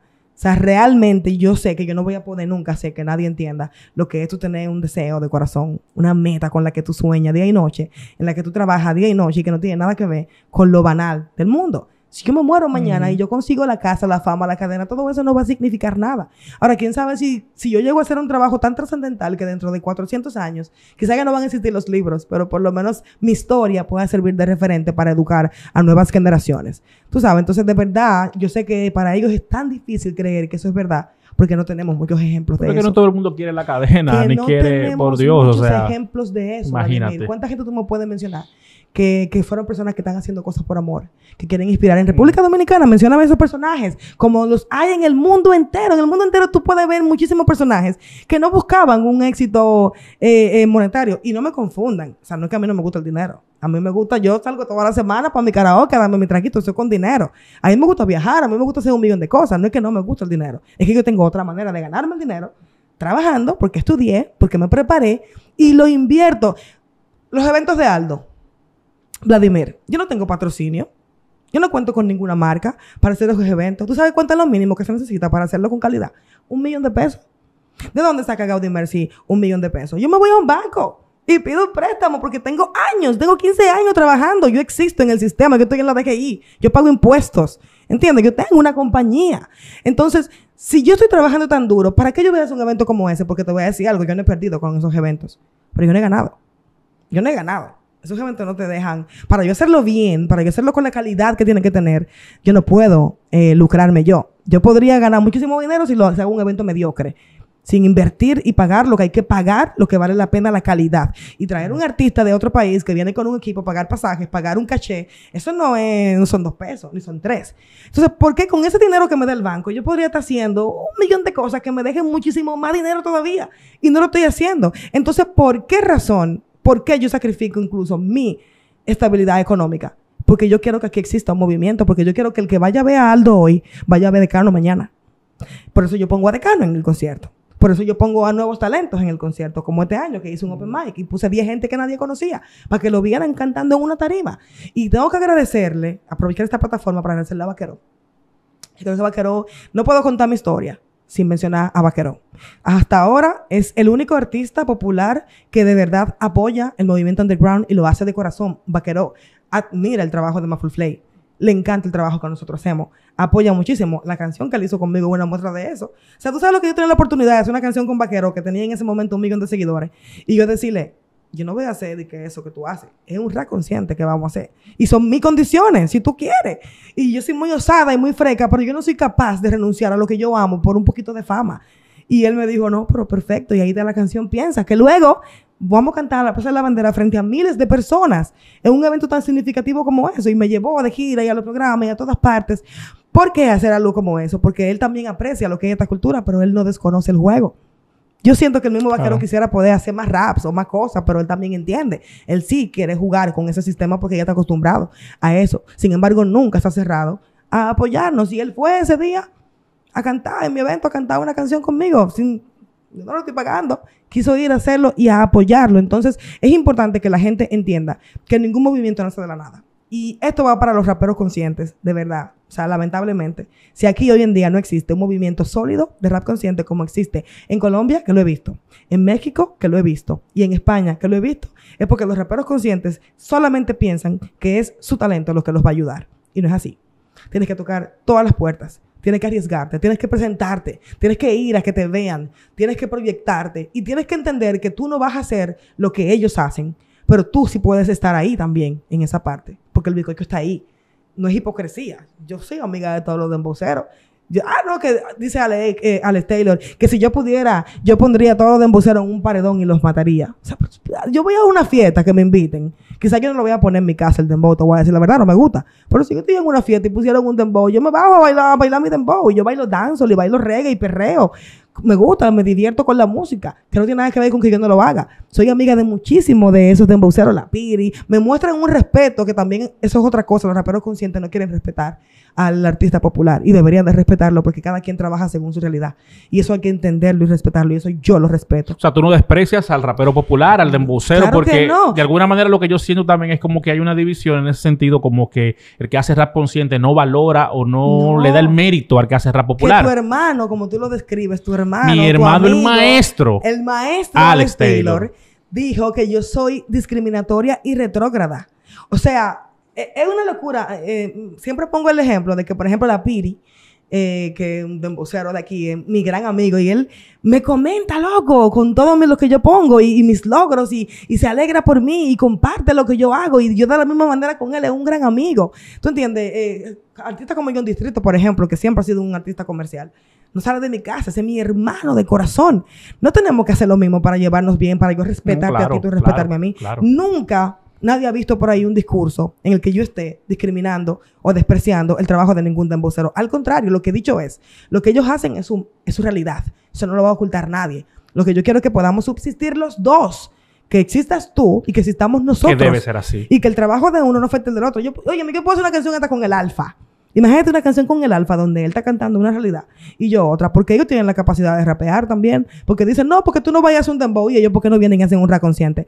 Cualquiera puede hacer un rap consciente porque todos tenemos una conciencia. El rap consciente no es rap cristiano, ni rap moral, ni hay que andar y que de una manera correcta, ni hay que andar... No. El rap consciente es simplemente hacer uso de la capacidad mental para analizar las cosas de la vida. Eso no tiene nada que ver ni con la moral, ni con la religión, ni con nada por el estilo. O sea que cualquier persona puede cantar sobre una realidad para enseñar algo. Entonces, la gente no entiende los conceptos y por eso es que no tampoco asimilan lo que uno está queriendo hacer o Pero decir. además yo pienso también que hay una... ¿Qué te digo? Mira, para mí, en mi opinión, no sé si tú vas a estar de acuerdo conmigo, pero un rap consciente no tiene por qué no ser un rap comercial. Pero existe el rap consciente comercial. Porque Entonces no tiene ¿qué es? sentido. La discusión ¿Qué era? es, para mí que es, no sé. Nash. ¿Sabes cuánto cobra es una Nash? locura. Nash cobra 30,000 euros. Entonces, 30,000 euros un caché para un artista... la discusión no tiene sentido. No, en lo absoluto. Y claro que yo estoy buscando comercializar mi música. Yo estoy en Spotify, yo vendo mi música. Yo estoy en todas las tiendas digitales vendiendo mi música. Cuando a mí me invitan a cantar a un evento, yo tengo un caché que yo cobro, que me lo tienen que pagar si me quieren ahí. Pero si no hay dinero, ¿sabes cuál es la diferencia? Que yo voy y canto de todas maneras. Si no hay. Si yo sé que no hay, porque no venga tú, que yo sé que tú di que tú eres un empresario. Y yo sé que tú vas a tener 10 artistas y que tú le vas a pagar todo. No venga a mí me contrate sin pagarme, no me falte el respeto. Claro. ¿Tú entiendes? O sea, no es que yo estoy buscando, que yo no invierto. ¿Cómo tú me vas a decir a mí que yo no invierto? Yo tengo un estudio en mi casa. ¿Sabes cuánto me costó mi estudio? Mi primer préstamo grande que yo cogí en mi vida. Pero una pregunta, ¿Alex Taylor y tú se han sentado en algún momento a conversar Sí, claro, para conocerse? Tuvimos un No, debate. fuera de las cámaras. No, nunca. Nunca. No, yo nunca lo he visto fuera de ese personaje, porque tuvimos un debate en el gobierno urbano donde me faltó muchísimo el respeto. No, perdón. Donde él intentó faltarme el respeto, porque en verdad mi respeto no depende de lo que diga ni haga nadie. Yo tengo mi respeto mío, que me lo doy primero yo. Entonces, Gaudi, yo te voy a hacer una petición. Invita al maestro, No, Alex yo Taylor, a tengo un que debate. yo Invítalo. Tengo que invitarlo yo, porque Pero invítalo. él sabe que yo estoy abierta a la posibilidad. ¿Tú entiendes? Entonces, ahora, él lo que tiene es que antes de ese debate hacer muchas meditaciones, poner en orden sus ideas y tener en cuenta que un debate no es exactamente para que yo piense igual que tú. Es para que yo entienda cómo tú piensas. Exacto. ¿Tú entiendes? Yo no voy a entender cómo tú piensas si tú me insultas, si tú me faltas el respeto no. y si te inventas cosas que no son reales, que no tienen sentido, que eso es lo que hace Alex Taylor, lamentablemente. No sé si es una mitomanía, no sé si es una estrategia por la plataforma en la que él trabaja, no lo sé. Pero Alex Taylor no utiliza la verdad para expresarse. Y además yo siempre he dicho que para tú decir que algo está bien, tú no tienes que decir que algo está mal. Entonces él no tiene por qué referirse a mí de esa manera tan despectiva cuando personalmente le digo no tenemos nada y mi trabajo no afecta en lo absoluto su trabajo. Él dice, no, que yo soy loco con el rap, que yo defiendo el rap. ¿Qué es rap? Ahí le puse yo en mi Instagram, compartí una canción de él, de cuando él hacía Rap Conciencia. Lo compartí. en mi Instagram. Y digo, ¿cómo es posible que tú hacías esto? ¿Te gustó? Que tú tiene un mensaje muy bueno. Me gustó el mensaje. No me gustó exactamente el rapeo, el delivery, pero sí me gustó el mensaje. Obviamente, estamos hablando de una canción que seguramente claro, tiene mucho tiempo. Claro que sí, así que no la estoy juzgando duramente, pero tengo que ser honesta. Yo no puedo decir mentiras. Y yo le dije, qué fuerte que tú hacías esto. Y por alguna razón, no sé si fue que no lo lograste o te cansaste, porque no fue que no lo logró, porque él está vivo todavía. Mira, tú estás vivo, Vladimir. Esa es la oportunidad. Para tú lograr todo lo que tú quieres. Eso no es de que ya yo me cansé, que yo tiré la toalla. No existe. Yo tengo 20 años en esto. Y yo sigo tocando mi puerta igualito. Entonces yo siento que quizás él tiene un poco de resentimiento, un poco de dolor, que es lo que te dije ahorita. Una persona que tenga como persecución la meta de otros, cuando no lo consiga, se va a frustrar. Tú tienes que tener clara cuál es tu meta.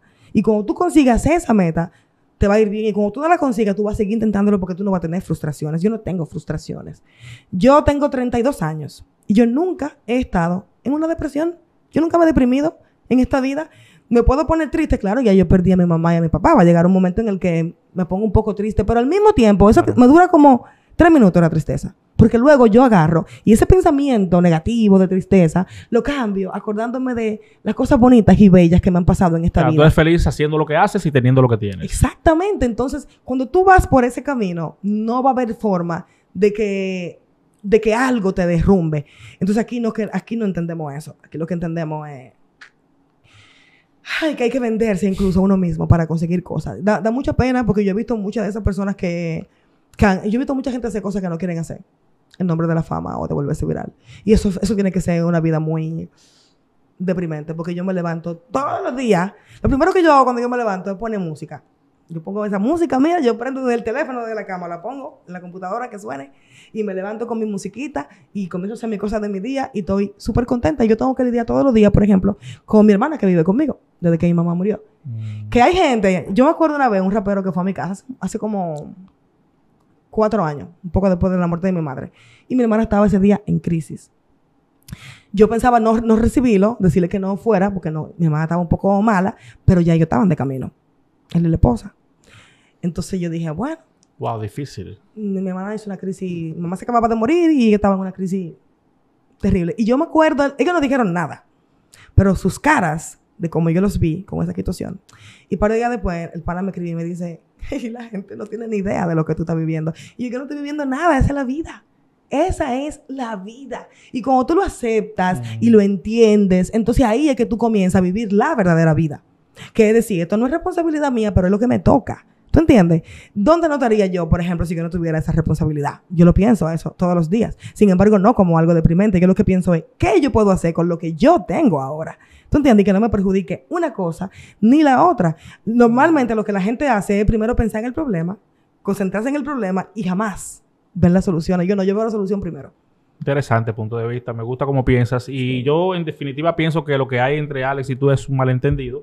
Espero que se dé la oportunidad de que puedan conversar porque de repente se van a sorprender porque pienso que tienen muchas cosas en común debajo de toda la discusión. Sí, aunque tú pienses que no. Y a lo mejor él piensa lo mismo, Pero yo nunca he utilizado ningún calificativo despectivo sobre él. Y él me ha llamado retrógrada. Me dijo... Pero tú estás muy pendiente, Gaudi, de todo eso. Dijo, ¿Te molesta lo que él piensa? ¿Te molesta? ¿Cómo fue que me dijo? Me dijo que yo era la nazi del rap consciente. Pero ese contenido, no es contenido eso. ¿Tú no crees? Tú no puedes perder como que tu respeto por el contenido. Es que me lo manda la gente, no es que yo... Te lo juro que yo estoy de que de pero te incomoda. Y hasta lo enamorado mío, de que estamos hablando de que, bueno, vamos a salir mañana. Lo enamorado te manda loco porque déjale. De que mira, ¿y qué es lo que con ese pana? Y tú se lo negaste un día, ¿por qué ese pana habla así de ti? Oye, me te puedo enseñar todos los mensajes de todo el mundo. ¿Cómo va a ser, lo por mismo Dios? Que si fue que yo se lo negué No, pero vamos a arreglar esa situación. Así que vamos a hacer un diálogo cordial entre Gaudi Mercy y el maestro Alex Taylor. Ya el segundo debate donde yo involucro a él, porque es importante que estas cosas como que se conversen. Tú tienes una carrera muy interesante. Me gusta lo que haces. Te respeto mucho. Muchísimas gracias. De verdad que sí, Vladimir. Y pienso que eres un buen ejemplo para la juventud dominicana, para las mujeres, para los jóvenes también, hombres también. Porque tu preparación habla por ti. Independientemente de que haya personas ahí que no estén de acuerdo con tu forma de ver la vida, eso hay que respetarlo. Pero la capacidad que tienes no se puede negar.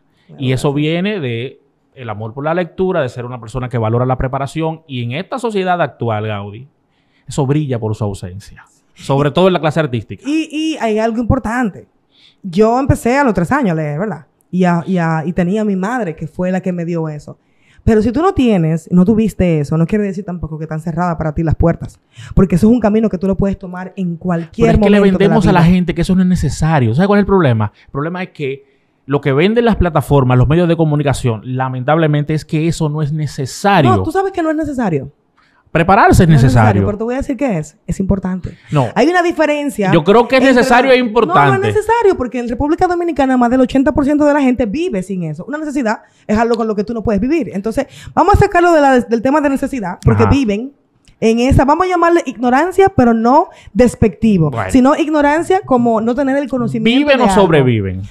Sobreviven sin eso, pero no es necesario porque no se van a morir si no toman ese camino. Ahora bien, Pero no va a trascender. es importante por ese punto. Es importante porque entonces eso es lo que te lleva a trascender. Eso es lo que te lleva a darte cuenta de que tu realidad no está determinada por donde tú naciste ni por donde tú creciste. Eso es lo que te lleva a entender que se vale tener una meta gigante mucho más grande que tú y poder conseguirla. Pero ¿qué pasa? Que también hay que pensar en el sistema socioeconómico, cultural, político que tenemos nosotros. Son muchos factores, Vladimir. O sea, ¿de qué manera le convendría, por ejemplo, a la élite de República Dominicana que tuviéramos un pueblo culto? ¿Qué pasa en esas sociedades que son pueblos cultos, por ejemplo? ¿Qué pasa? Nosotros vivimos en un país donde sabemos cómo son las situaciones de los políticos, por ejemplo, la situación de la educación, cómo funciona todo aquí. Mira, Nuria, los reportajes que hizo. La cantidad de gente trabajando sin título, eso no puede pasar en un país culto. Sí, lo que pasa es Eso que no la puede gente, pasar en un país educado. pero Gaudí, es que honestamente, mira lo que pasa. La juventud lo que ve, en su mayoría, no es una generalidad, pero sí es lo que más se ve. Es que necesariamente tú no tienes que tener ningún tipo de preparación y de educación para tú lograr conseguir cosas que la gente entiende que son sinónimo de éxito. Por eso nadie quiere hacerlo. Y es Entonces, por verdad. eso hay que mostrarles otro tipo de ejemplos. Yo siempre hablo de esos famosos ídolos de barro. Si los ídolos de barro son los que de alguna manera yo coloco en un pedestal y le muestro al pueblo como ese es el aspiracional, todo el que no razona ni piensa en tener acceso a educación va a querer parecerse a eso. No, y tú sabes una perspectiva también que ellos no ven de eso. Porque, por ejemplo, yo no tengo no soy millonaria, no tengo esos lujos, ostentosidades, pero estoy bien. Tengo todas mis necesidades básicas cubiertas y puedo hacer muchas cosas que quiero y disfruto, ¿verdad?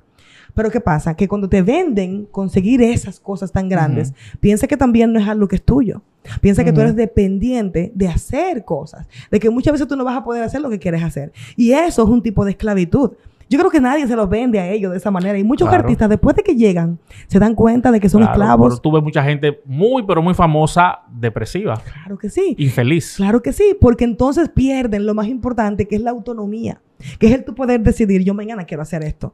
Mi mente me dice que haga esto. Y eso es el assets, ese es el elemento más importante que nosotros tenemos, que es la libertad de pensamiento y de mentalidad y de hacer. O sea, el Así ser es. humano, independientemente de que de su forma de vida, nació para ser libre, pensante. Entonces, nosotros debemos de República Dominicana intentar, y eso es lo que yo hago con mi música. La gente me dice, pero ¿para qué sirve eso? Claro que sí. En el concierto de Cancerbero me sorprendió muchísimo que yo vi mucha gente de barrio. Gente con un perfil que tú dices, bueno, y me sorprendí. Yo decía, ¿qué hacen aquí? Y lo entendían y lo consumían. O sea, que en los barrios hay un hambre Pero claro que sí. de eso. Hay gente que sabe que hay otra forma. Es que hay acceso a la información. Tú Sí. puedes, si lo decides, cambiar. Sí. Te voy a decir una cosa. Hay una descripción de felicidad o de, no sé, de tu sentirte pleno que es es hasta chabacana, pero es hacer lo que tú quieres, cuando tú quieres, como tú quieras y con quien tú quieras. El que puede hacer eso es feliz. Eso es felicidad. Yo creo que por eso yo siempre he sido, como te dije ahorita, soy yo la persona más feliz del mundo. Porque eso es un beneficio del cual yo gozo.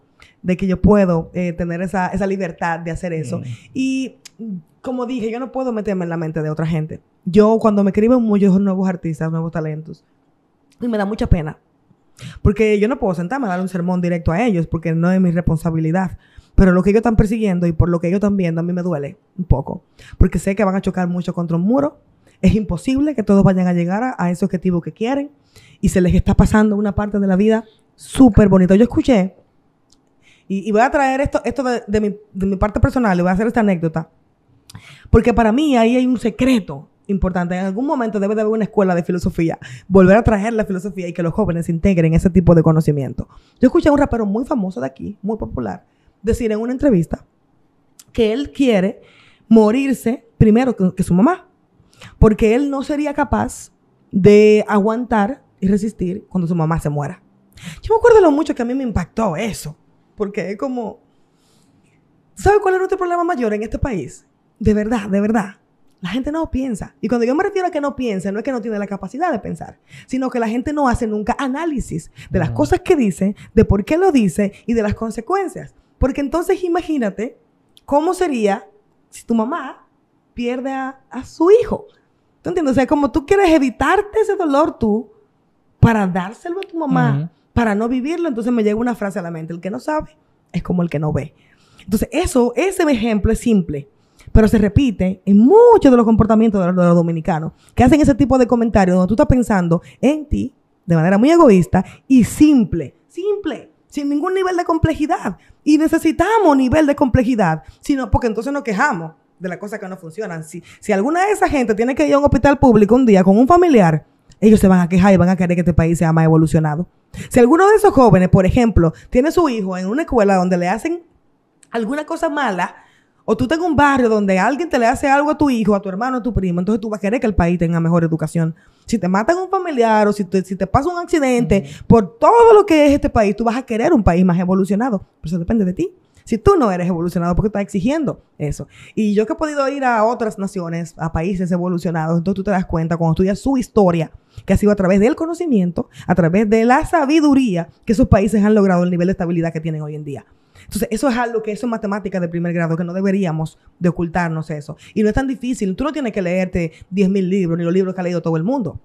Yo he leído más de 1,000 libros y de todos esos libros, no son los libros más populares que la gente tiene que leer. Tú lo que tienes que buscar es simplemente algo que te abra la primera puerta a un tipo de conocimiento que te ayude a pensar por ti mismo.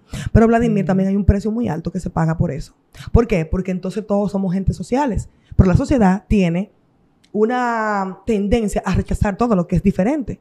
Entonces, si tú no tienes una fortaleza mental para entender que tú no tienes que ser igual que todo el mundo para pertenecer, eso también te puede afectar, el ser rechazado por pensar diferente. ¿Cuántas veces en la vida yo no he podido encajar en un grupo determinado por pensar de una manera tan diferente?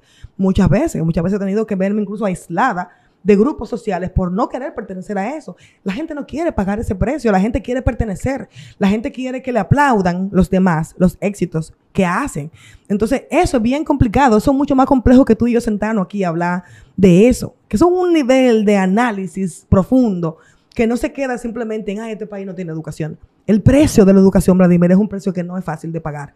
Y yo creo que en este país todavía no estamos listos. Quizás hacen falta 5 generaciones antes que República Dominicana comience el camino del crecimiento y del avance a nivel educacional. Y 5 generaciones son 500 años. Pero hay que empezar.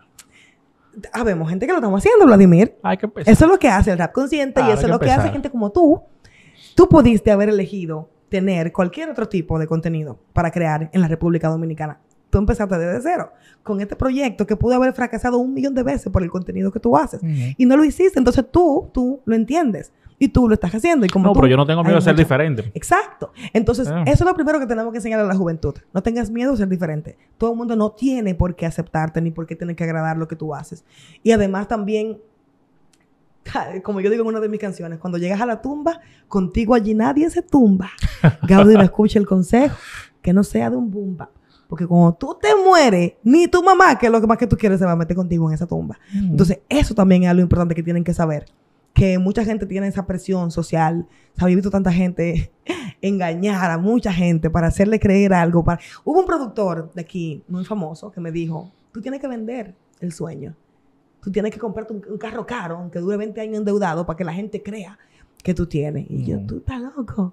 ¿Por qué? ¿Qué felicidad me va a dar a mí tener un carro caro? ¿Para que la gente, qué gente? ¿Tú entiendes? Cuando la gente que yo quiero que esté al lado de mí es la gente que no va a ver un carro caro, sino que va a ver lo que está dentro de mi mente. Mira, Vaquero me llama después de Rap al Parque. El mismo día que Alex Taylor sale con su gran discurso y me dice, Gaudí, felicidades, loca. ¿Sabes qué fue lo que más me gustó? Que te vi siendo tú. O sea, ¿por qué un artista tiene que ponerse como que, tú sabes, en estrafalario y que qué sé yo, que no, yo me puse una ropa con la que yo soy yo y salí. Y me llamó la atención que él me dijera eso, porque yo pienso que eso son cosas que la gente no está viendo. Que yo salí siendo yo y la gente me critica con la ropa. Mira, tú deberías de... Tú esto. Y yo, ¿pero por qué? ¿Por qué tú, que estás en tu casa, que ni me conoces, quieres verme más, según tú, bonita? ¿De qué te va a servir eso? Escucha lo que yo te estoy intentando decir, que eso es ahí que está la importancia. O sea, cuando él me dice eso y me felicita y me dice, wow, yo me engranojé de verte en ese escenario. Pero entonces luego viene Alex Taylor y dice que eso no significó nada. ¿A cuál de los dos tú crees que yo quiero escuchar y que es más importante en mí? Lo que me está diciendo Vaqueró porque es bonito y está de acuerdo conmigo, o lo que me dice Alex Taylor porque es un comentario discriminatorio. A ninguno de los dos. Hackers. O sea, esto es una cosa, esto es otra. Las dos tienen el mismo nivel de importancia, pero lo que más importa fue como yo me sentí.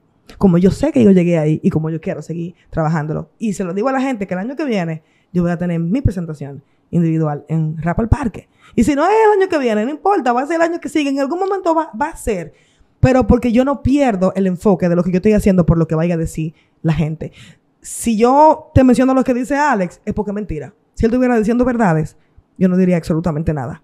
Porque tú eres dueño de lo que tú dices. Pero tú decir mentira, hoy en día creciendo como está su medio, ¿qué significa eso? Él está perjudicando de una manera u otra a alguien que está trabajando por algo. ¿Por qué razón? O sea, ¿por qué hacer algo como eso? A los demás yo ni siquiera lo voy a mencionar porque son gente que en efecto yo nunca ni siquiera lo he tenido enfrente. Tú sabes, pero él, que nos sentamos una vez enfrente, como... ¿Qué necesidad de alguien que está haciendo algo productivo tú querés como que ponerlo por debajo de manera de burla? Pero entonces cuando tú veas lo que él ha logrado él y lo que ha hecho él, entonces ahí tú encuentras todas las respuestas, Lord. La palabra se toma mucho de quien la dice, pero aún si alguien con mucho más éxito viene y hace el mismo comentario, yo me sigo sintiendo de la misma manera. Yo sigo feliz haciendo lo que yo hago. Y me acuesto feliz y me levanto feliz porque no hay una mejor almohada que una conciencia tranquila que sabe que está haciendo lo que quiere hacer. Sin desesperación. Bueno, señores, Gaudi Mercy, gracias. Gracias a ti por la invitación, en verdad que sí. Una conversación que tiene de todo, así que yo espero que todas las personas que están viendo esta entrevista la estén disfrutando. Compartan el contenido, señores, compartan. Vayan a seguir a Gaudi en su cuenta de Instagram, que ha aparecido varias veces durante esta conversación. Definitivamente que Rap Consciente tiene que seguir existiendo. Y tú eres una muy, pero muy buena representante y eres dominicana. Sí. Así que yo espero verte en escenarios todavía más grandes. Eso viene, seguro 100%. Lo creo. Sí. Éxitos. Gracias.